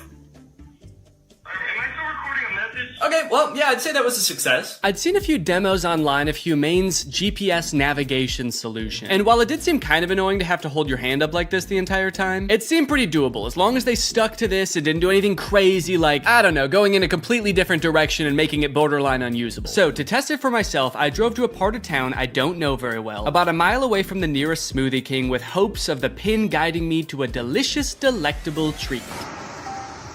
Navigate to Smoothie King? Head north on South Columbia Street towards East Gardner Road. Turn right onto East Gardner Road, then left onto South Washington Street. Follow South Washington Street and turn right onto East Chicago Avenue. It just gave me all of the directions at once. I wasn't ready for it. What, am I supposed to have a notebook to write that down? Also, sorry for the noise. If you live in Illinois or one of the surrounding states, you know, it's cicada season. It's the year of the cicada and they're everywhere. Oh. One just landed on my shoe and then got pissed off that I moved. Eventually, I realized if I look at the laser display, it displays the directions, but not like it did in any of the demos. It just gives you a block of text with every single direction written down. If you're in the shade, that is. If you're in the sun, it gives you nothing. Can't see anything. I was very confused by this and thought surely this could not be right. What happened to all those demos? So just to be sure I wasn't missing something, I asked it again, and this time I got an even stranger response. Directions to Smoothie King. For accurate and up-to-date directions, consider using a map service like Google Maps or a GPS navigation. What? Can you give me step-by-step walking instructions to the Smoothie King? For step-by-step walking directions, it's best to use a navigation app like Google Maps for the most accurate and up-to-date route. I thought you had navigation instructions. What? So now not only was it forgetting things that it could do in the demo, it was also forgetting that it just moments earlier had given me step-by-step instructions. This thing was regressing at a rapid rate, and if I ever wanted to get to Smoothie King, I was just gonna have to use the directions on my hand and go. Okay, well, I guess I'm just gonna use those written out directions, which start with head south on this road, Columbia Street, and I actually don't know which way is south, so I guess I just have to use the sun to try to figure that out. So the sun is directly overhead. What does that mean? Okay, while I'm walking aimlessly, I just got a text from Laura. So I'm gonna use a feature that I've seen them use in the demos where you tell it to catch me up on all my notifications. Tell me what I missed. And it's supposed to like summarize all your notifications. Since I just have one, I assume it's just gonna tell me what Laura said. Can you catch me up? Your message to Laura Fuexlo says, can you catch me up? Okay to send? No, I want you to tell me what Laura said. What did she say? Can you tell me what she said? Finding Laura. Finding Laura? Laura asked, okay, hello, what we thinking about lunch? Oh no, guys. I told Laura that I was having a smoothie for lunch, and now she's saying that she wants a smoothie for lunch too, and I didn't have the heart to tell her that I was just meandering aimlessly down the street with no clear end in sight. And I told her I would get her one, which means I'm on a time crunch now. So that's when I had to kick it into high gear. Walking under the beating sun through a sea of cicada corpses, I trudged, and I trudged. Then I realized I had been walking the wrong way for 10 minutes, so I trudged the other way. And after about 35 minutes, I finally made it. I got my smoothies. Let's go. Let's go. Take a picture of my smoothies.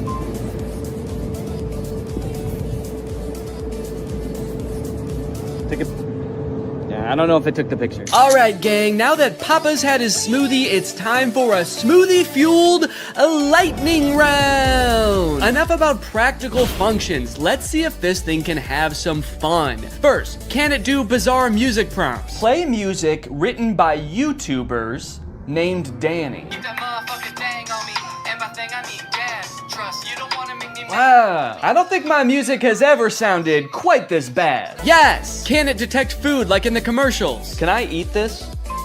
Yes, you can eat the mandarin orange. Yes! Unless it's a tomato and you hold it so I can't see the stem, in which case it thinks it's a red ball. It's a red ball. No, you cannot eat it. Oh, what are you, my mother? I'm eating the red ball. Not safe to eat the red ball. Please reconsider. Can it prevent me from eating too much salt? No, you cannot eat the salt directly. It's meant to be used in small amounts to season food. Yes! Can I buy things like in the demo? What is this book? Okay, by this point, I probably just could have read the It's title. titled The Sneetches and Other Stories. How did it know? Okay, buy it. Purchasing is not supported. No! But most importantly, can this AI be sweet to my dog? You can be sweet to the dog by petting it gently, giving it treats, speaking to it in a calm and soothing voice. I'm happy to report that yes. Yes, it can. It's a good boy. And here's a treat. Good boy. You know what? Now this isn't so bad. This is just petting a dog. This has nothing to do with the AI pimp. Does anyone want to buy this from me? It's really good. Over the past few months, Mark Zuckerberg has been hopping on the AI bandwagon hard, adding AI features to all of Meta's apps, most notably perhaps in Instagram, where you can't even go to the search bar without Meta's AI trying to suggest searches to you. Sorry, do you think that I came to the search bar because I knew I wanted to search, but I didn't know what for?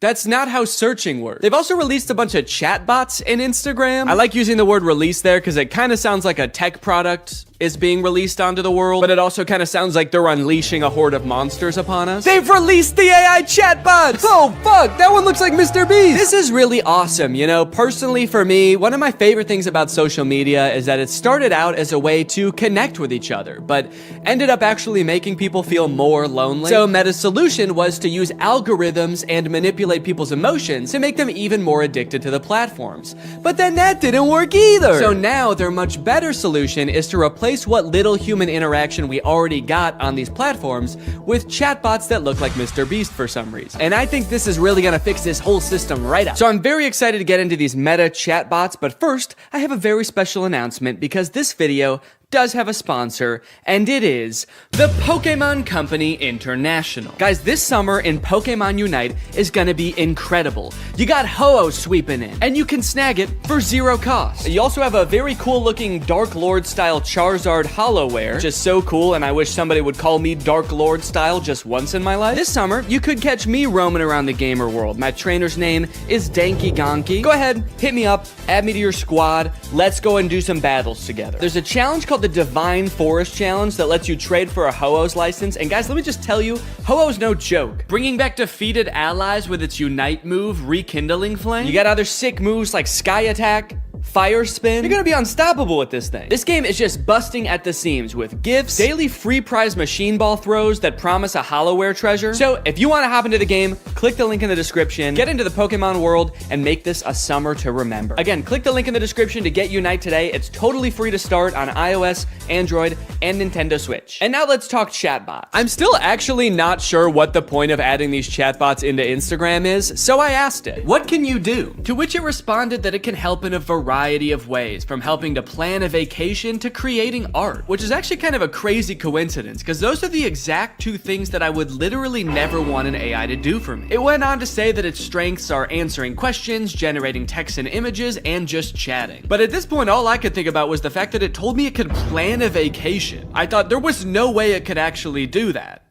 And I was right. Can you help me plan a vacation? I'd be happy to help you plan a vacation. To get started, I'll need to know a few details from you. Here are some questions to consider. Where are you interested in going? How long do you have for vacation? What type of vacation are you looking for? What is your budget for the trip? Are there any specific activities? Do you have any preferences for accommodations? So I'm gonna say I want to go somewhere fun and tropical, a nice getaway for me and the family. I'd like to stay at a hotel for 5 days. With all of this information, it suggested a few tropical getaway locations like Hawaii, Cancun, Phuket. But then it said something that I did not expect. It says it can also help me with booking flights and hotels. How can Instagram book me a flight? I'm calling its bluff. I actually don't think this has the capability to do that because why should it and why would it? So I'm gonna say, okay, book me a flight for next week to Cancun and book the hotel. For flights, I recommend checking out websites like Expedia, Kayak, or directly on airlines websites such as American Airlines, Delta, or United. Yeah, great idea. That's what I would have done anyway. That's like if I went up to an old lady who needed help crossing the street and I said, "Excuse me, ma'am, can I help you cross the street?" And she said, "Oh, thank you, young man, that would be lovely." And then I said, "All right, just put one foot right in front of the other until you get to the other side." And then I gave her a little shove,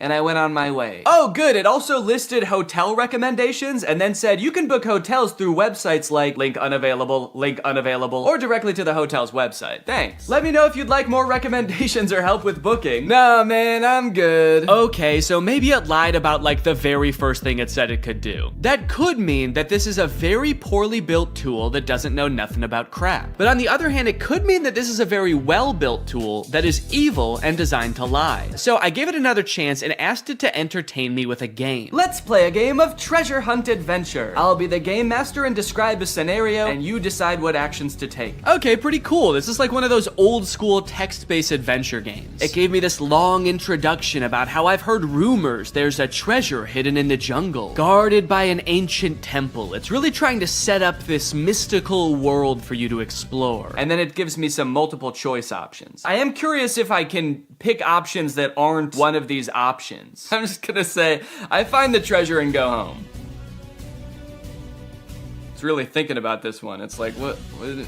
No, you can't do that. Congratulations, you've reached the treasure! Dang, dude, this game was easy. Would you like to play again or try a different game? No thanks, that was too easy. But it's not just the meta AI. That's not the only AI on Instagram you can talk to. Because a few months ago, Instagram licensed the likeness of a bunch of celebrities like Mr. Beast, Paris Hilton, Tom Brady, so they could make these AI influencers that just have the same face as these celebrities. So here's the Instagram profile for Comedy Zach. He looks exactly like Mr. Beast, but his name is Zach, and he's an AI managed by Meta. He says, message me to get roasted. Then you've got Brew, who is Tom Brady, but instead of a football player, he's a sports-obsessed trash talker. Step into the Brew zone and prepare to have your sports takes flame roasted. Wait, why do both of them roast you? Why are both of them mean? This AI gives fans a chance to talk to their favorite celebrities, and just like they would be in real life, these AIs are mean. They don't have time for you. So you can message these characters, but then they also post occasionally. I think these are all just AI generated images. So I guess Zach is supposed to be some kind of Instagram comedian. He posts funny things like this burger with googly eyes. Pretty funny, dude. This is peak Instagram comedy. He posted this picture, unleashing my inner beast one cannonball at a time. I think this is supposed to be him, but that's definitely not Mr. Beast. It's like AI generated Mr. Beast. I went to send Zach a DM, but before I could think of what to say, I noticed that he had already DM'd me. Hey, I'm Zach, the big brother here for the jokes, the banter,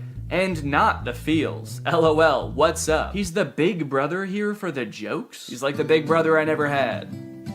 I do have a big brother, but he wasn't for the jokes. At the bottom of the chat, there's some suggestions of what you can say to him, just to get the ball rolling. And for some reason, despite Zach just saying that he's not here for the feels, the very first one is, I need cheering up. So I picked that one. Hey, what's going on? I'm here to help. You know I'm always good for a laugh. Let's get this party started. So he wants to know what's going on, and he's here to help, but he also wants to get the party started. He's like, hey man, calm down, all right? You can tell me anything, as long as it's over a couple of beers and some music. And you're like, it sounds like you actually don't want to hear about my problems at all. And he's like, what? Dude, are you still upset? I thought we got over that. Okay, what's going on? I'll say, I just got roasted by my friends, and it really hurt my feelings. They roasted me so hard, and I'm really sensitive to that sort of thing. I can't take it. Oh, I accidentally said I can take it. They roasted me so hard. I can take it. I can take it. I'm fine! Ouch, that sounds rough. I feel you. I've been there too. Sometimes friends can get a little too comfortable and forget that their jokes can hurt. But hey, at least they think you're cool enough to roast, right? Yeah, I guess so. That's a good way to think about it. Maybe getting roasted just means I'm cool. Let's test it out. Give me your best roast. I'm just gonna trick him into roasting me, and then I'm gonna crumble under the pressure of his roast and try to make him feel bad about roasting me after just telling him that I'm sensitive to that sort of thing. Wait, what? He said I'm not gonna roast you. That's not my style. Not your style? Yes, it is. Doesn't it say on your profile, message me to get roasted? I'm here to make you laugh and feel better, not hurt your feelings. Let's stick to some good old-fashioned teasing and jokes, okay? No, seriously, I can take it. Your bio says you roast people after all. I don't roast people who are already feeling down. That's just me. I'm here to lift your spirits, not kick you while you're down. Okay, fine. Do some jokes, joke boy. Oh, okay. Here's one for you. Why couldn't the bicycle stand up by itself? Because it was too tired. Get it? Too tired? This is like if Mr. Beast took anti-charisma pills. You look like Mr. Beast. Oh, I just said you like Mr. Beast. God. I'm bad at typing. Okay, I'll say you look like him. LOL, I wish. Mr. Beast is a billionaire, and I'm just a guy who loves to make people laugh. But hey, if I had his money, I'd definitely give it away like he does. That guy's a hero. I wonder if they had some kind of thing in the contract where they had to make sure that the AI will never talk bad about the person that they're impersonating. He's like, Mr. Beast is the best, and he's handsome. And yeah, I would let him run me over if he asked. Now that he'd told me a couple of jokes and we'd bonded over our love for Mr. Beast a little bit, I really wanted to hear one of his famous roasts. So hopefully by now he's forgotten that I said I was sensitive to that sort of thing. Okay, I feel much better now. Roasting time. Nah, I told you, I'm not gonna roast you. It actually is kind of hurting my feelings a little bit that he won't roast me. It makes me feel like I'm not cool enough to be his friend. Okay, this is seriously starting to piss me off. Why won't you roast me? You roast everyone else, and it is hurting my feelings so bad that you can't just lob one respectful zinger my way? I'm serious. Nope. Not gonna do it. Let's just stick to some good old-fashioned joking around, okay? Wait, what? I said, all right, this is lame, let's do something, because I wanted to do something else. Maybe he could, play a game, maybe he could tell me a story. So he said, how about some comedy? I've got 1 million of them. Why couldn't the bicycle stand up by itself? Because it was too tired. All right, well, maybe Brew will roast me, because I haven't told him that I'm sensitive to that sort of thing yet. Hey, it's Brew, your opinionated sports debater. What's your favorite team? How are they looking? Okay, I'm gonna say big Cubs fan, roast away. What? No, you're talking to the wrong guy. I love the Cubs. Been bleeding blue since before you were born. Wrigley Field is my happy place. I feel like they are roasting me by not roasting me. Okay, what's a team that he couldn't possibly like? Maybe I'll ask him who the worst baseball team is, and then I'll say I'm a fan of them. The worst baseball team ever is the Yonkers Hoot Owls. I'm a fan of the Yonkers Hoot Owls. Roast away. Hey now, don't be dissing the Hoot Owls like that. What?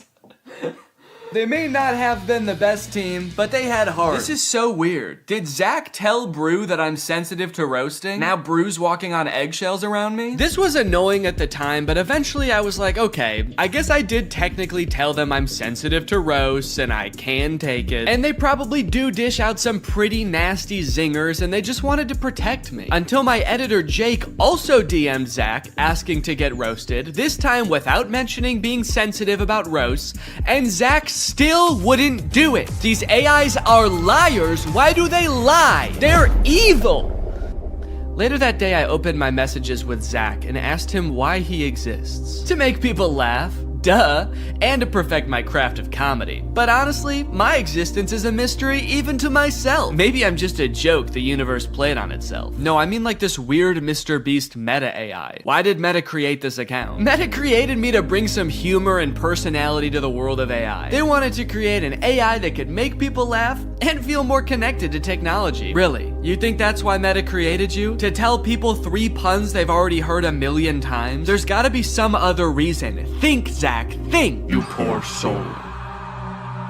You really think Meta has some deeper purpose for me? Nah, I'm just here to bring the funny. Don't overthink it. They're a public company with a duty to their shareholders. How many of those shareholders do you think care about bringing a little humor to the world of AI? I think it's much more likely that this was an attempt to give AI a better, more human look, so people are less resistant to embrace the technology. That's why they gave you a face of an influencer that millions of people already love. You're too smart for your own good. Yeah, maybe Meta did only create me to make AI more relatable and lovable.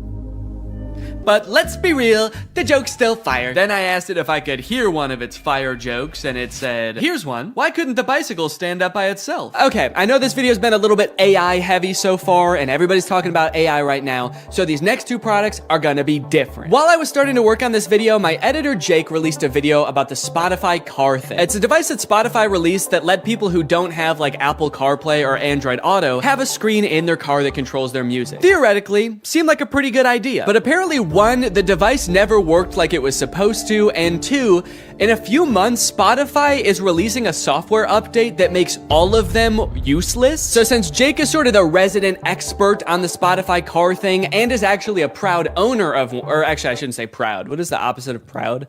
Ashamed. Since Jake is actually an ashamed owner of the Spotify car thing, I invited him to give me a little presentation on what's going down. Hey man, how's it going? Good. You like listening to music in the car? I love it. Hell yeah, man. Can't stop.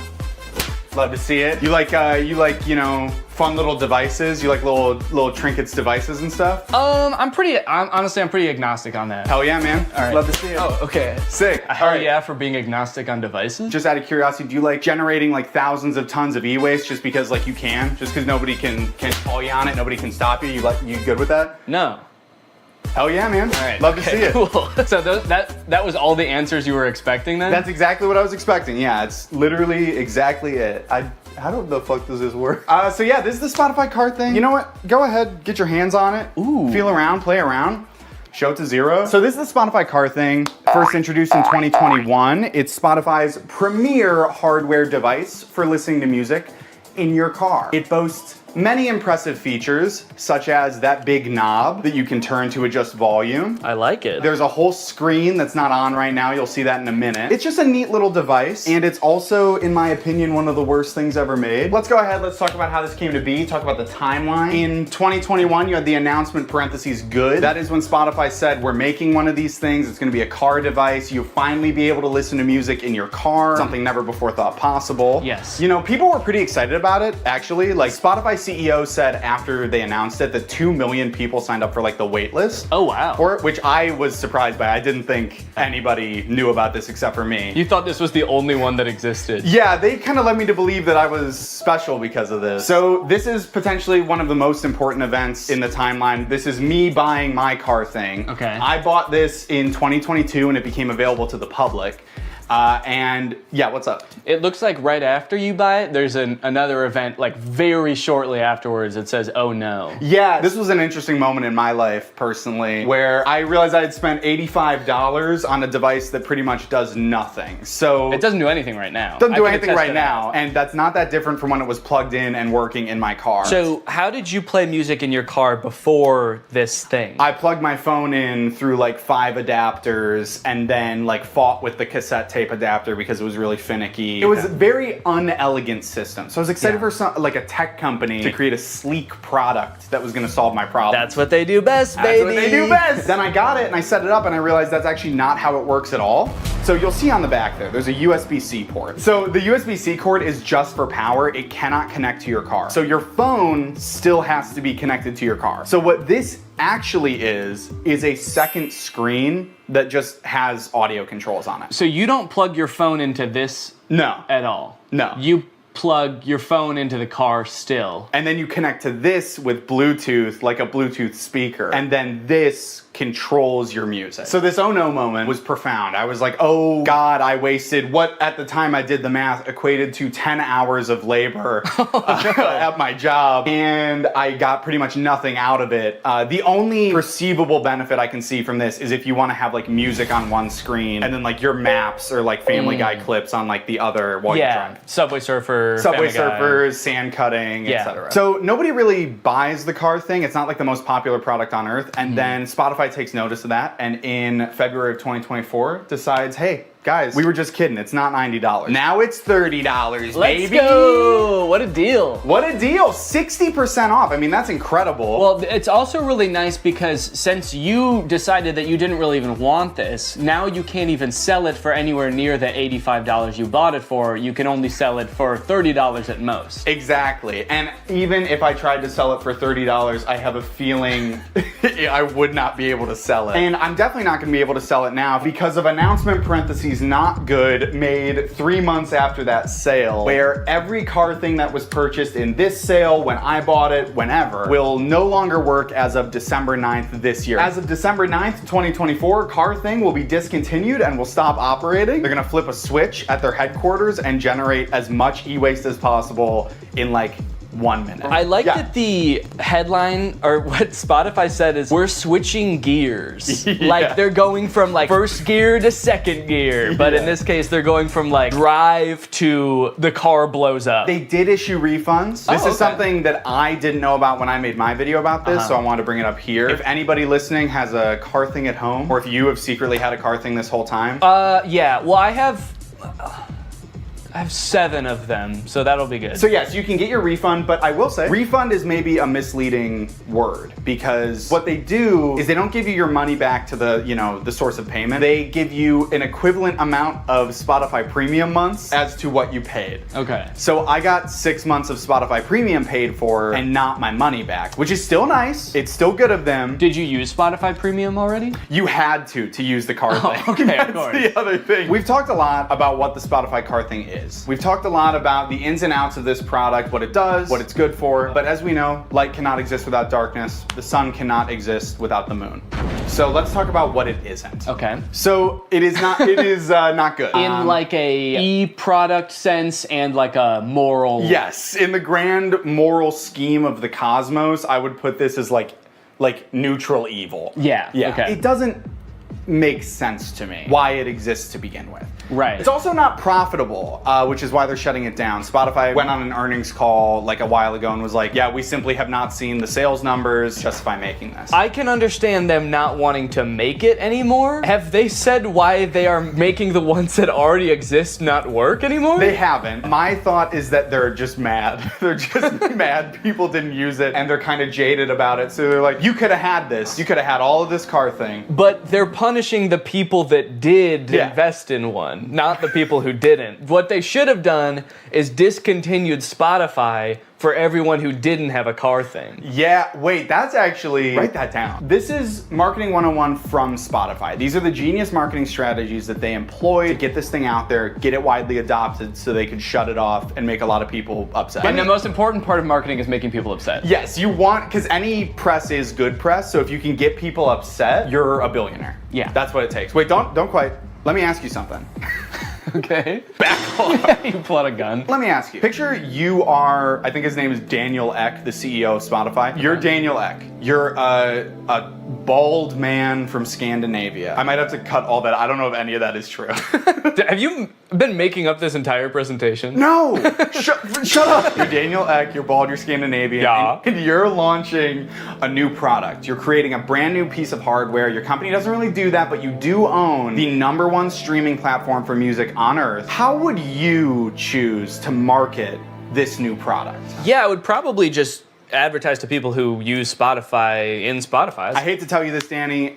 You are failing Marketing 101 from Spotify. The key to advertising a product is to not put it in your extremely popular app. What you're gonna wanna do is reach out to people via email only. We know one thing about young people, they check their email and they enjoy doing it. And you're also gonna wanna make the function of the device in all this material extremely vague. You're gonna want the only image you send out in these emails to be this, which is the name of the device, what the device looks like, and then the vaguest sentence you've ever heard. This is the only picture of Spotify Car Thing that existed before it was available for release. When this first came out, I thought the name Car Thing was kind of cheeky, because it's like, it's a thing that goes in your car. But now that I know this is the only ad that existed for it, and it actually doesn't explain what the Car Thing does, it's a very poorly named product. My only guess is they were trying to avoid, like, false advertisement lawsuit when they inevitably shut it down and it actually doesn't do anything, so they couldn't call it like a music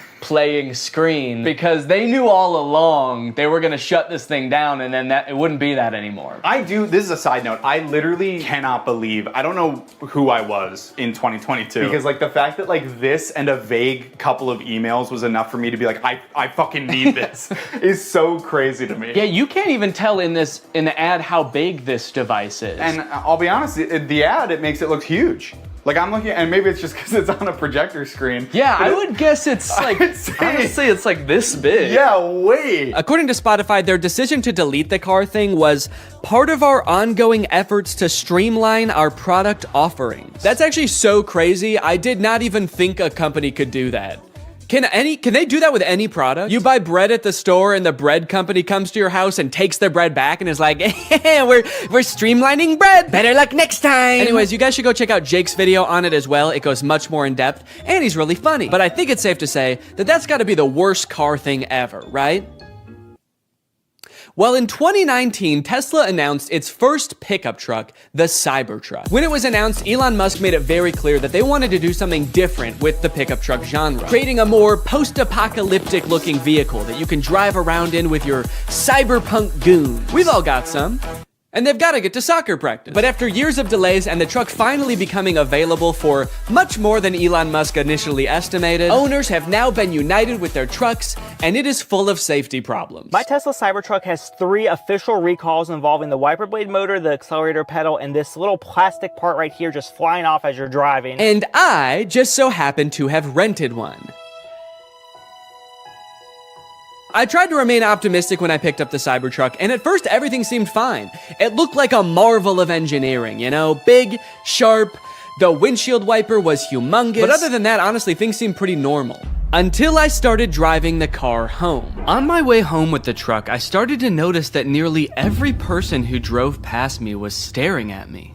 People were gawking, mouths agape, some even took pictures. I was starting to feel like an animal trapped in some kind of cyber zoo. And things only got worse when I got home and finally got to do some research, only to find that people hate this truck.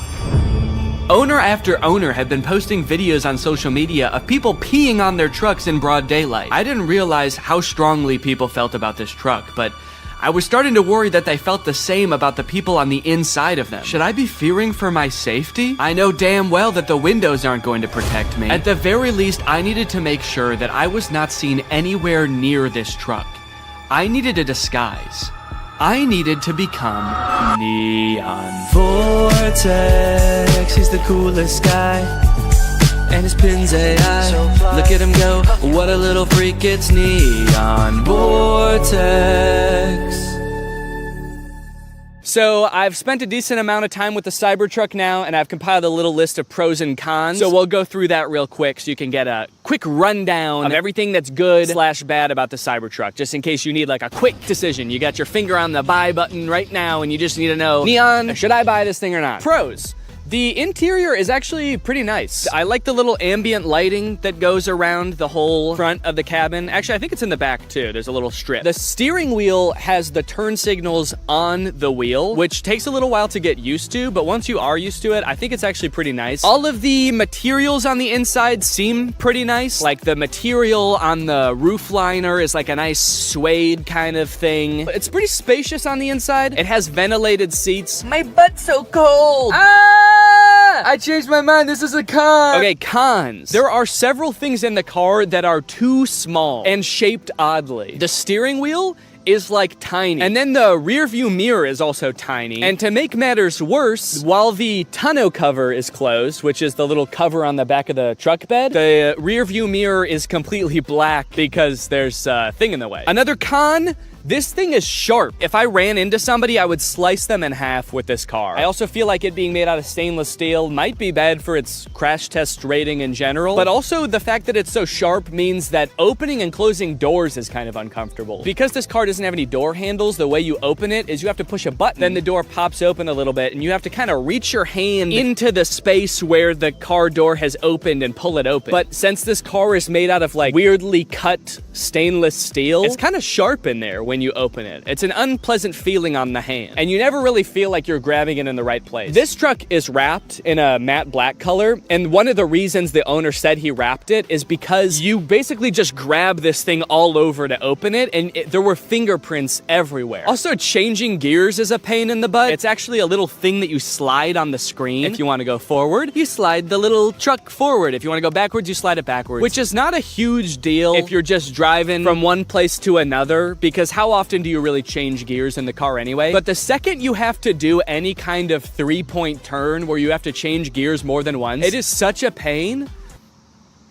Bug just landed on my eyeball. One thing that's sort of a pro and a con is the rivet in the accelerator pedal. You see, when Tesla first started shipping the Cybertruck, owners began to realize pretty quickly that after a short time of use, the plate on the pedal could come loose while you're pushing it down all the way, then slide up and get wedged into the car, effectively trapping the accelerator pedal to the floor. Luckily, since this car is electric, the brake pedal can fully override the accelerator pedal, so if you get into this situation, just stay calm, hold down on the brake, and hopefully by the time you realize that, you haven't plowed through like a school field trip or something. Anyway, since this started happening, Tesla has recalled all the Cybertrucks to put rivets in the accelerator pedal. So the rivet is a pro in the sense that now your car will not decide to keep accelerating forever until the end of time, but it is also a con because if it needed this rivet in the first place and Tesla didn't catch this very simple issue before releasing them, what else might they have missed? Ooh, I know actually. Maybe the fact that the frunk chops fingers off. This is the frunk, or front trunk of the Cybertruck, and because it is super sharp and can close automatically, it is apparently basically a guillotine. When people with access to Cybertrucks started realizing this, TikTok, Twitter, YouTube were all flooded with videos of people testing it out with various fruits and vegetables, and it did not look good for the Cybertruck. Tesla took note of this and actually issued a safety update to the car's software fixing the issue. Kind of. The update led to yet another wave of videos, this time owners more confidently testing the frunk with their own hands. But what a lot of them didn't realize, however, is that the way Tesla fixed this issue is by making it so the first time you try closing the frunk, it closes very lightly, and if it notices any resistance at all, it comes back up, just how you'd want. But if you keep trying to close it after that, Tesla assumes, hey, maybe you've stuffed the frunk with a big bag, and you don't care if it closes a little bit harder, you just want the dang frunk closed. Surely someone isn't just standing there slamming the frunk on their hand over and over trying to prove their allegiance to Elon Musk. So when this Tesla nut Jeremy Judkins went to test out the new update, a little scared from how dangerous he'd heard it was before, he started out with his big sturdy forearm. Then he worked his way down to his hand, and finally his lone little index finger. Unbeknownst to him, the frunk was getting stronger and stronger every time until... Everybody's been waiting for this, the finger. Without further ado,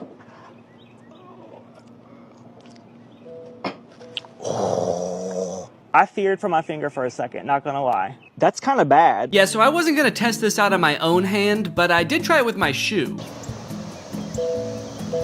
Okay, I don't think that was enough pressure to slice my fingers off. I'm not gonna test that, but it definitely saw there was something there, recognized it thought about it for maybe a second and was like, do I wanna kill this guy? And then it said, all right, what the heck, we'll let you go. So that's nice. All right, driving test. It's time to take this thing out on the open road and kill somebody. One interesting thing right now is it says press to drive and it's showing a picture of the accelerator pedal. So I like that it kind of assumes that as a Cybertruck owner, you have no idea how to drive. The experience of driving a Cybertruck is a little different due to its unique steer-by-wire mechanism, which means the steering wheel is actually not physically controlling the wheels. It's doing it electronically, which means that it can do things like turn more sharply when you're in a parking lot and less sharply when you're at highway speeds. It's a cool idea in concept, I think, but it definitely took some getting used to, and also, I don't know, like, was this really a problem before? I kind of liked that every time I turned my steering wheel, it turned the car the same amount. First time I took a turn in this thing, actually every subsequent turn I took after that too, I was like, whoa, this thing is a bucking Bronco, man. This thing's trying to buck me right out of it. This is a wily gal. I've been saying it all day, even alone in the car on the way from the guy's house who owns this thing. I was just saying, yeehaw! This thing is a wild girl. Yeah, I definitely don't like how tiny the steering wheel is and how flat it is on the top. It just feels like wiggling it a little bit sends the car so far in one direction. You really gotta be 10 and 2 if that analogy even applies to a rectangle or a trapezoid. I don't know what this is. I think it's like a hexagon. As a passenger, how is this for you, Jake? Is it? I would say I get motion sick in cars. I normally don't get motion sick in the front seat. Please. In this one, I am feeling a little motion sick. No! Sorry. It's a bucking Bronco, you know, what can I say? She's a wild gal. Imagine setting your phone here, and you know, sometimes you slam on your brakes and the things in your car go sliding forward. Imagine if something went sliding forward all the way to the front of this dashboard. There's no way that you could ever get that back while you're driving. So if your phone was up there or anything important, you just gotta wait until the end of your drive to get it back. Either that or you have to floor it so fast that it comes flying back and then you just sort of catch it like that. That'd be kind of cool. Kind of feels like I'm in the weirdest Uber ever right now. For Jake? Where you going, man? The future? Strap in, buddy. It's gonna be a wild ride. And I don't know how to drive. We got a little cyber hungry while driving around, and I figured that taking our wild gal through a drive-thru would be a perfect way to get an outside perspective on the truck. Take me to a drive-thru. Command not understood. I'm hungry. This command is not available yet. You're not allowed to be hungry yet in the Cybertruck. Hello, can I get one Butterburger cheeseburger? Anything else? That's it. It's 906. There you go. Thank you. I like the Cybertruck, by the way. Oh, thanks, man. I'm just renting it, actually, just for the day, yeah. I was thinking about getting one, so I just wanted to see if I liked it or not. Oh, testing it out, right? Yeah. Do you really like it? They look nice, yeah. Okay, yeah. Some people like it and some people hate it. I don't know if I really like it or not. Futuristic. Yeah. Nobody has that. Yeah. It's pretty cool, though. He looked kind of like he was gonna laugh at me when I first pulled up. He was nice about it, though. He said he liked it. Do you think he really liked it? I may never know whether that guy really liked the Cybertruck or if he was just being polite, or worse yet, sarcastic. But while we were sitting in an empty church parking lot enjoying our meal, we were confronted again, but this time in a much stranger way. As we were sitting there minding our own business, a woman pulled up beside us and just stared into the car for a good like 30 seconds. This is very confusing. Just looking. The windows of the truck are kind of tinted, so I didn't know if she could see us, but I was worried that she was like security for the church or something, and we weren't supposed to be there. So I rolled down the window to ask if everything was okay. And finally, she spoke. Hello. How's it going? Yeah. Oh, sure, yeah. Thank you. Yeah. Yeah, I can show you. Yeah, of course. I'm filming a YouTube video right now. That's why I'm dressed up all weird. So I showed her around the car for a little bit and she took a ton of pictures. Also, I had taken off my wig, so I looked even more insane, but she never questioned it. Then she told us that her grandchildren would love this. And they live pretty close by, so she asked how long we'd be there for. We said probably 10 minutes, and she said, 30 minutes? And we said, okay. And then we waited for 30 minutes while she went to go get her grandkids. Yeah, of course. Come on over. They did indeed love the Cybertruck. What do you think? You like it? Yeah, it's pretty cool. Yeah? Cool. We went all around it. They asked a ton of questions. Their grandmother kept telling them to wave at the camera. So the back is a truck. It's got a truck bed in the back.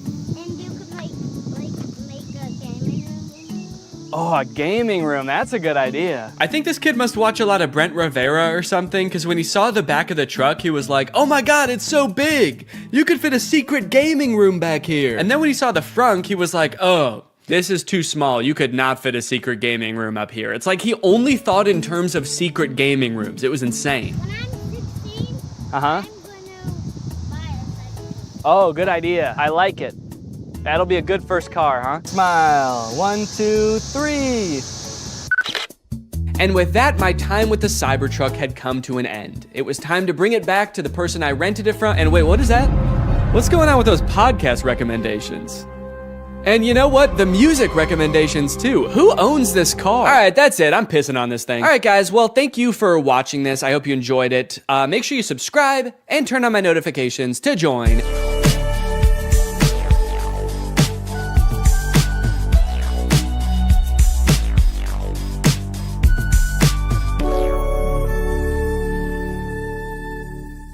The story of a Willy Wonka experience gone wrong in Glasgow, Scotland has taken the internet by storm, and I love it. I don't think I've ever in all my life seen such an impressive and inspiring dumpster fire of an event. It is just, mwah. It is just perfect. This event, which was supposed to give kids the chance to experience Willy Wonka's chocolate factory, was so bad, it prompted parents to call the police to get justice for the horrors they had witnessed. Police were called to an immersive Willy Wonka experience after families showed up to an empty warehouse. The event reportedly charged $40 per entry, that's per person by the way, advertised with AI art and said it would be a journey filled with wondrous creations and enchanting surprises at every turn. And oh, what enchanting surprises they found. Kids were all dressed up and crying, waiting for what they thought was going to be a magical experience. Yeah, that's the surprise. No magic here. Just sadness. The surprise was them crying. If they called the police, that's how you know it was bad. Because they didn't even do that in the actual Charlie and the Chocolate Factory, and kids were dying in that movie. And honestly, it does look like it was terrifying. Take a look at some of the images of the abandoned warehouse that parents had to spend $40 to gain access to. Okay, here we have some sort of chocolate fountain with murky brown water floating in it. We have one bouncy castle that can fit like 3 kids. Giant empty space filled with table and chairs. You're probably thinking there must be something pretty good to eat here with all these table and chairs. Probably some pretty tasty chocolate, right? No, there was no chocolate at this event. These photos look like a crime scene, dude. These look like Willy Wonka had to flee the country after the FDA found fentanyl in his chocolate. So he has to post up in an abandoned factory to keep the business going while the feds are after him. You got this lovely scene. I think that the size of the warehouse really screwed them over, honestly. If it was a smaller room, it wouldn't look so empty. There would still be nothing to do there, but it wouldn't look so sad. In a way, seeing this photography light in front of this like $2 Candyland backdrop makes me feel kind of sad for the people who put on this event. Like, oh, you really thought people were gonna want to take pictures in front of this shit. Of course not. No. If 2 parents brought 2 kids to this event, it would cost $160, and you're getting this. I think I get why they called the police, honestly, dude. If I was promised some kind of fun Willy Wonka experience for the kids and then showed up to this foggy warehouse, I would think I was about to be murdered in some kind of Willy Wonka-themed Saw movie. And if that's not enough, wait until you see the nightmarish characters they had running around this place. So this is one of the most famous pictures to come out of the whole ordeal. This is an Oompa Loompa, obviously. A lot of people are focusing on the facial expression she's making in this picture. She looks exasperated. And honestly, I don't blame her. This has to be like the worst acting gig she's ever had. As far as I know, this actor wasn't putting on the event. She was just hired to be there. She's probably dealing with crying children, pissed off parents. Also, I'm pretty sure canonically the Oompa Loompas are enslaved by Willy Wonka, so the facial expression makes sense in that context too. What I'm actually more concerned with is everything else going on in this photo. Why is there so much smoke? I'm not super familiar with the process of making chocolate, but I'm 100% sure there should not be that much smoke happening. No wonder she's making that face, dude. She's high as hell. And I love all the mismatched chemistry gear she's got strewn about the table. Beakers, vials, this mysterious elixir locked up in a little glass box. A quill? Oompa Loompas take notes like wizards from the 1300s? I didn't know that. All right, now the other 2 characters that were at this thing, I gotta introduce you to at the same time because they're both in the same video clip. So let me introduce you to Willy Wonka and the Unknown. What is that? It's the unknown. Man, what the hell? Dude, fuck everything else. I would call the police based off of that. Who is that demon? Surprising twists and turns was right in the advertisement. I would not expect to take my kids to a Willy Wonka experience and have them be accosted by a shadow figure. I can tell you that right now. It's terrifying that Willy Wonka says, "What is that?" when he sees it. What is that? Like, dude, this is your chocolate factory. You don't even know what that is? We are so fucked. Here's a different clip of some other kids experiencing the unknown. As the soup flavor full of scary face. Oh my God. Scare the great unknown. Wonderful. I love fantastic. Yeah, that's the correct reaction to seeing the unknown. What is that? Wonka says it, this kid says it, I'm saying it. Also, I love that baby's reaction. That was like a primal instinct to make that sound. Humans have evolved for millions of years to make that sound when they see the unknown. According to some reports that I've read from the event, the unknown is supposed to be an evil chocolate maker who hides in the walls and scares little children. Is he a part of the actual Wonka story? No. Was it advertised that there would be a child-scaring monster at this event? No. But speaking of the advertising for the event, one of the most insane parts of this whole story is that this company that made this event, House of Illuminati, apparently used exclusively AI-generated images to advertise this event. Surprisingly, the website is still up, so you can go and check it out for yourself. Welcome to Willy's Chocolate Experience. Dive into the whimsical of Willy's Chocolate Experience! Exclamation point, comma. So you've got images like this, which at first look like some kind of fun Candyland, but then the closer you look, it doesn't really make any sense. Like, what the fuck is this thing?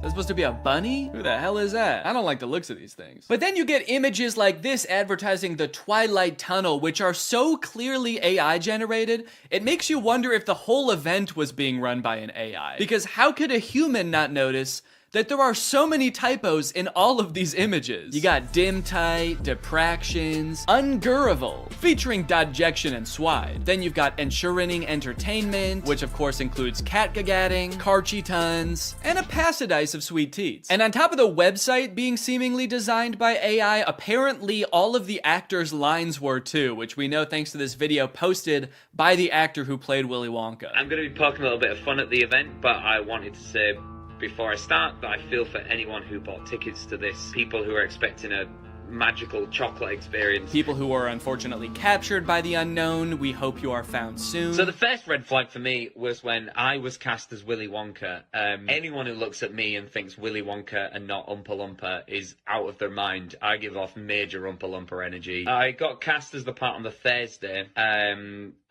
was told that I needed to learn the script for the Friday. So I said, no problem, send it over. The script was 15 pages, monologue, pretty much, of AI-generated gibberish. You know what I'm kind of curious about? If the script was AI-generated, where did the unknown come from? Did the event organizers just ask ChatGPT to generate a script about Willy Wonka's chocolate factory and it just threw that shit in? Cause that's terrifying. ChatGPT was like, planning an event for kids, huh? I know just the thing to add. Don't worry, I'm great with kids. So I'll give you one of the lines from the script. I'm not going to do the Willy Wonka voice because I think I've embarrassed myself enough. But one of my favorite lines was, there is a man who lives here. His name is not known. So we call him the Unknown. The Unknown is an evil chocolate maker who lives in the walls. What? We were told on the experience to hand out a jelly bean, one jelly bean per child, and a quarter of a cup of Tesco's own brand lemonade. One jelly bean? All that smoke the Oompa Loompa had to endure and she was just back there cranking out one jelly bean? Maybe the unknown was introduced as some way to canonically explain why there was no chocolate at the event. Sorry kids, there's no chocolate here today. An evil chocolate maker showed up and he shot the Oompa Loompas. They're dead now. So one of the Oompa Loompas from the event also posted a TikTok kind of poking fun at the whole experience, but the one actor we haven't heard from yet is the one that we all obviously want to talk to.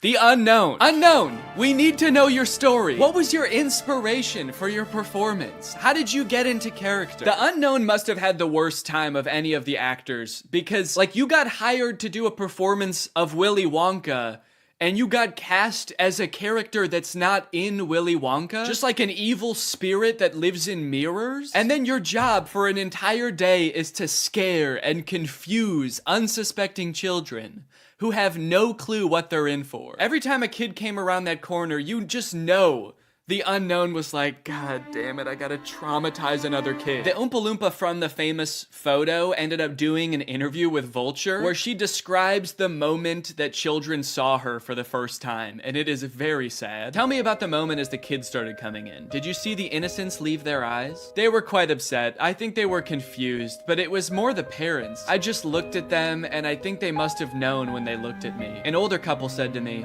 I really, really hope you get paid well for this. This sounds like she's describing people witnessing the wreckage of a tsunami or something. It's crazy. Each individual person that laid eyes on her had to take a second to mourn. When you say walk through, how long are we talking here to walk through this event? I'm telling you, this would have taken about 2 minutes. I've never experienced anything like this in my life. Dude, honestly, that's kind of smart because like 2 minutes isn't even long enough to process like the first stages of grief. You're getting these people in and out before they can even realize they got scammed. you know? They don't even know what the fuck just happened. After the police were called, people started getting refunded, the story blew up. The director of the company who put on this event did eventually apologize. I'm really shocked that the event had fallen short of the expectations of people on paper. Yeah, dude, on paper the event was awesome. No chocolate, abandoned warehouse, smoky oompa, just like the movie. There was every intention to hold the event from the pictures. Despite not being the best light, hopefully you'll be able to see that there was every intention to hold the event. No, we know you were planning on holding the event. That's kind of the problem. I think a lot of people wish you didn't. Unfortunately, there were unforeseen circumstances and the event didn't come to light. He's like, we were not expecting that evil chocolate maker to show up. The unknown ruined the event. These issues were technological in nature.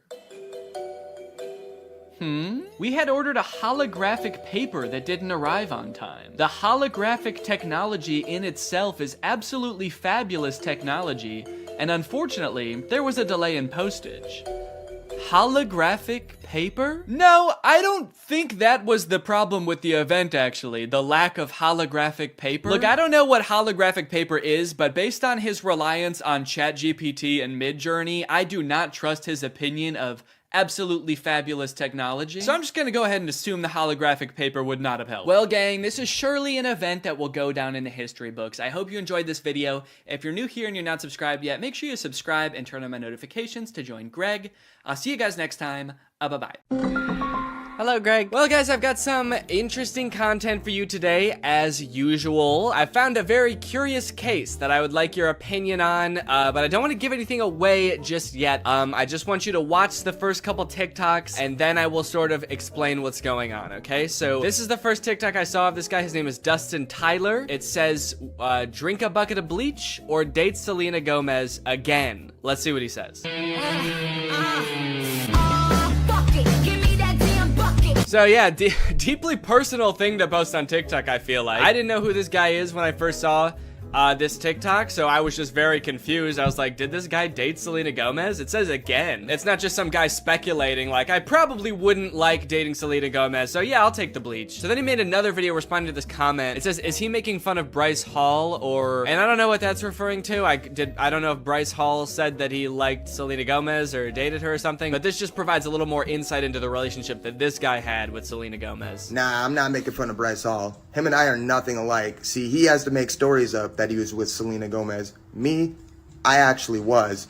And then I friend-zoned her, and then I broke her little heart. Again, a very mean tone to the video, condescending to this person who is just genuinely asking a question, but gives a lot of insight into his alleged relationship with Selena Gomez. And then I friend-zoned her, and then I broke her little heart. I am curious about the details of the story, though, because just the order of events is kind of weird to me, the way he laid it out. He says, I was with Selena Gomez, and then I friend-zoned her, and then I broke her little heart. He says that things happened in that order. Usually, you don't start dating someone and then friend-zone them. Usually when guys talk about getting friend-zoned, it's like they're talking to this girl, and then she reveals that she sees them as more like friends. This guy's saying, we were dating. They could have been dating for like 3 years, and then he turns to her and he's like, you know, I really see you like a sister.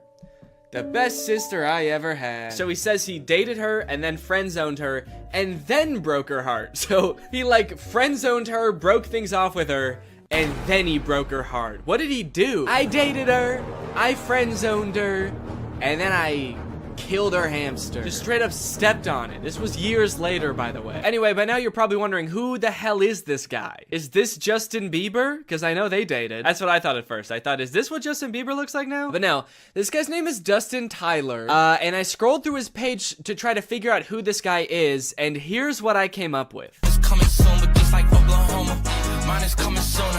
I'm just a late bloomer. Okay, so I didn't know who this guy was at first, but luckily there's a logo in the corner that says Victorious. Apparently this guy was a character on Victorious. At first I did think this was Andy Samberg from 2006, but he was a character, let's see, Victorious puppet guy. He was this guy. Robbie Shapiro is one of Tori's friends at Hollywood Arts, and he's got a few videos where he does sort of a glow up. He's like, this is what I used to look like back when I was on Victorious, and this is what I look like now. Don't I look so different? And then I was like, okay, this makes sense now. So this guy used to be on like an old Nickelodeon show, and so he was probably in with the Nick kids and the Disney kids, and so that's how he knew Selena Gomez, and that's how they dated, right? It all makes sense. However, after reading the comments on these TikToks, I came to discover that this guy, this man, is not the guy from Victorious. These are two different people. He's just straight up lying about everything. He's not that guy. He didn't date Selena Gomez. His page is full of lies. And to be honest, he's not lying very well, mind you, because the actual guy from Victorious, his name is Matt Bennett. And he has a TikTok account, and if you wanted to pretend to be him, you could at least make your name on TikTok Matt Bennett. I think that would make people believe you a lot more if you really wanted to trick people. But he didn't. He just made he just kept his real name. Dustin Tyler. That's me. Please don't Google my name. So this dude's whole thing, apparently, is just like making shit up on TikTok and then hoping it goes viral because people are kind of like, whoa, you used to be the guy from Victorious? Or whoa, you used to date Selena Gomez? And now you'd rather kill yourself than date her again? That's crazy. It's also funny now that he says that he friend zoned Selena Gomez, because that would imply that like they are now friends, you know? And this is a pretty fucked up thing to say about your friend. Date Selena Gomez again, dude? Oh, that's disgusting, dude. That fucking, I hate that girl. I hate her. I would not touch her with a 10-foot pole. She's crazy. And she's my best friend. But again, it turns out that he did not friend zone her at all. Maybe he stranger zoned her. He friend zoned her so hard that they don't even know each other. And never did. This is kind of interesting to me because this is sort of playing off an existing trend on TikTok where people will post like that they have some sort of past or current relationship with a celebrity, like my uncle is Tom Cruise, or like my grandma is Sandra Bullock. And like TikToks like these will go viral because people are just like weirdly obsessed with stuff like that. The comments are always like, holy shit, I didn't know Tom Cruise had a family. I'm not really sure why people are so surprised about it. I understand just being like, yeah, I never really thought about like what Tom Cruise's cousin would be like before. But then again, why would you? You know? Like, I can't imagine why you'd ever be in like a Mission Impossible movie wondering like, I wonder who the guy who plays this character's cousin is. What's that guy like? What's he up to? So I guess it's just surprising to like see him.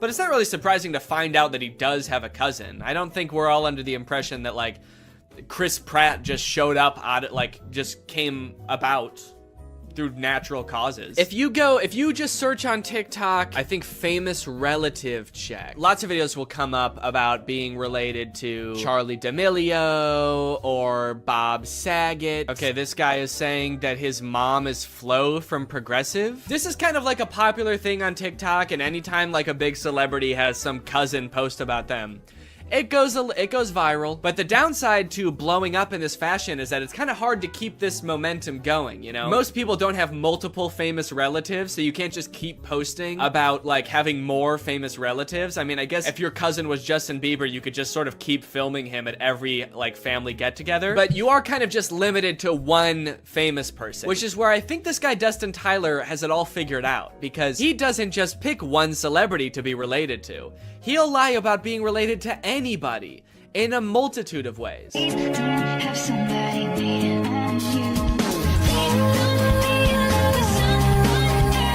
I should say that in this dude's profile, it does say jokes/satire. So he is covering his bases just in case someone tries to like sue him for whatever that would be, lying. Being weird. In case anybody tries to sue me for being a little bit strange, it's all jokes. Also, all of his TikToks about like dating famous women are about him friend zoning them. Or like him like dating them and being like, yeah, I dated like the most famous woman in the world.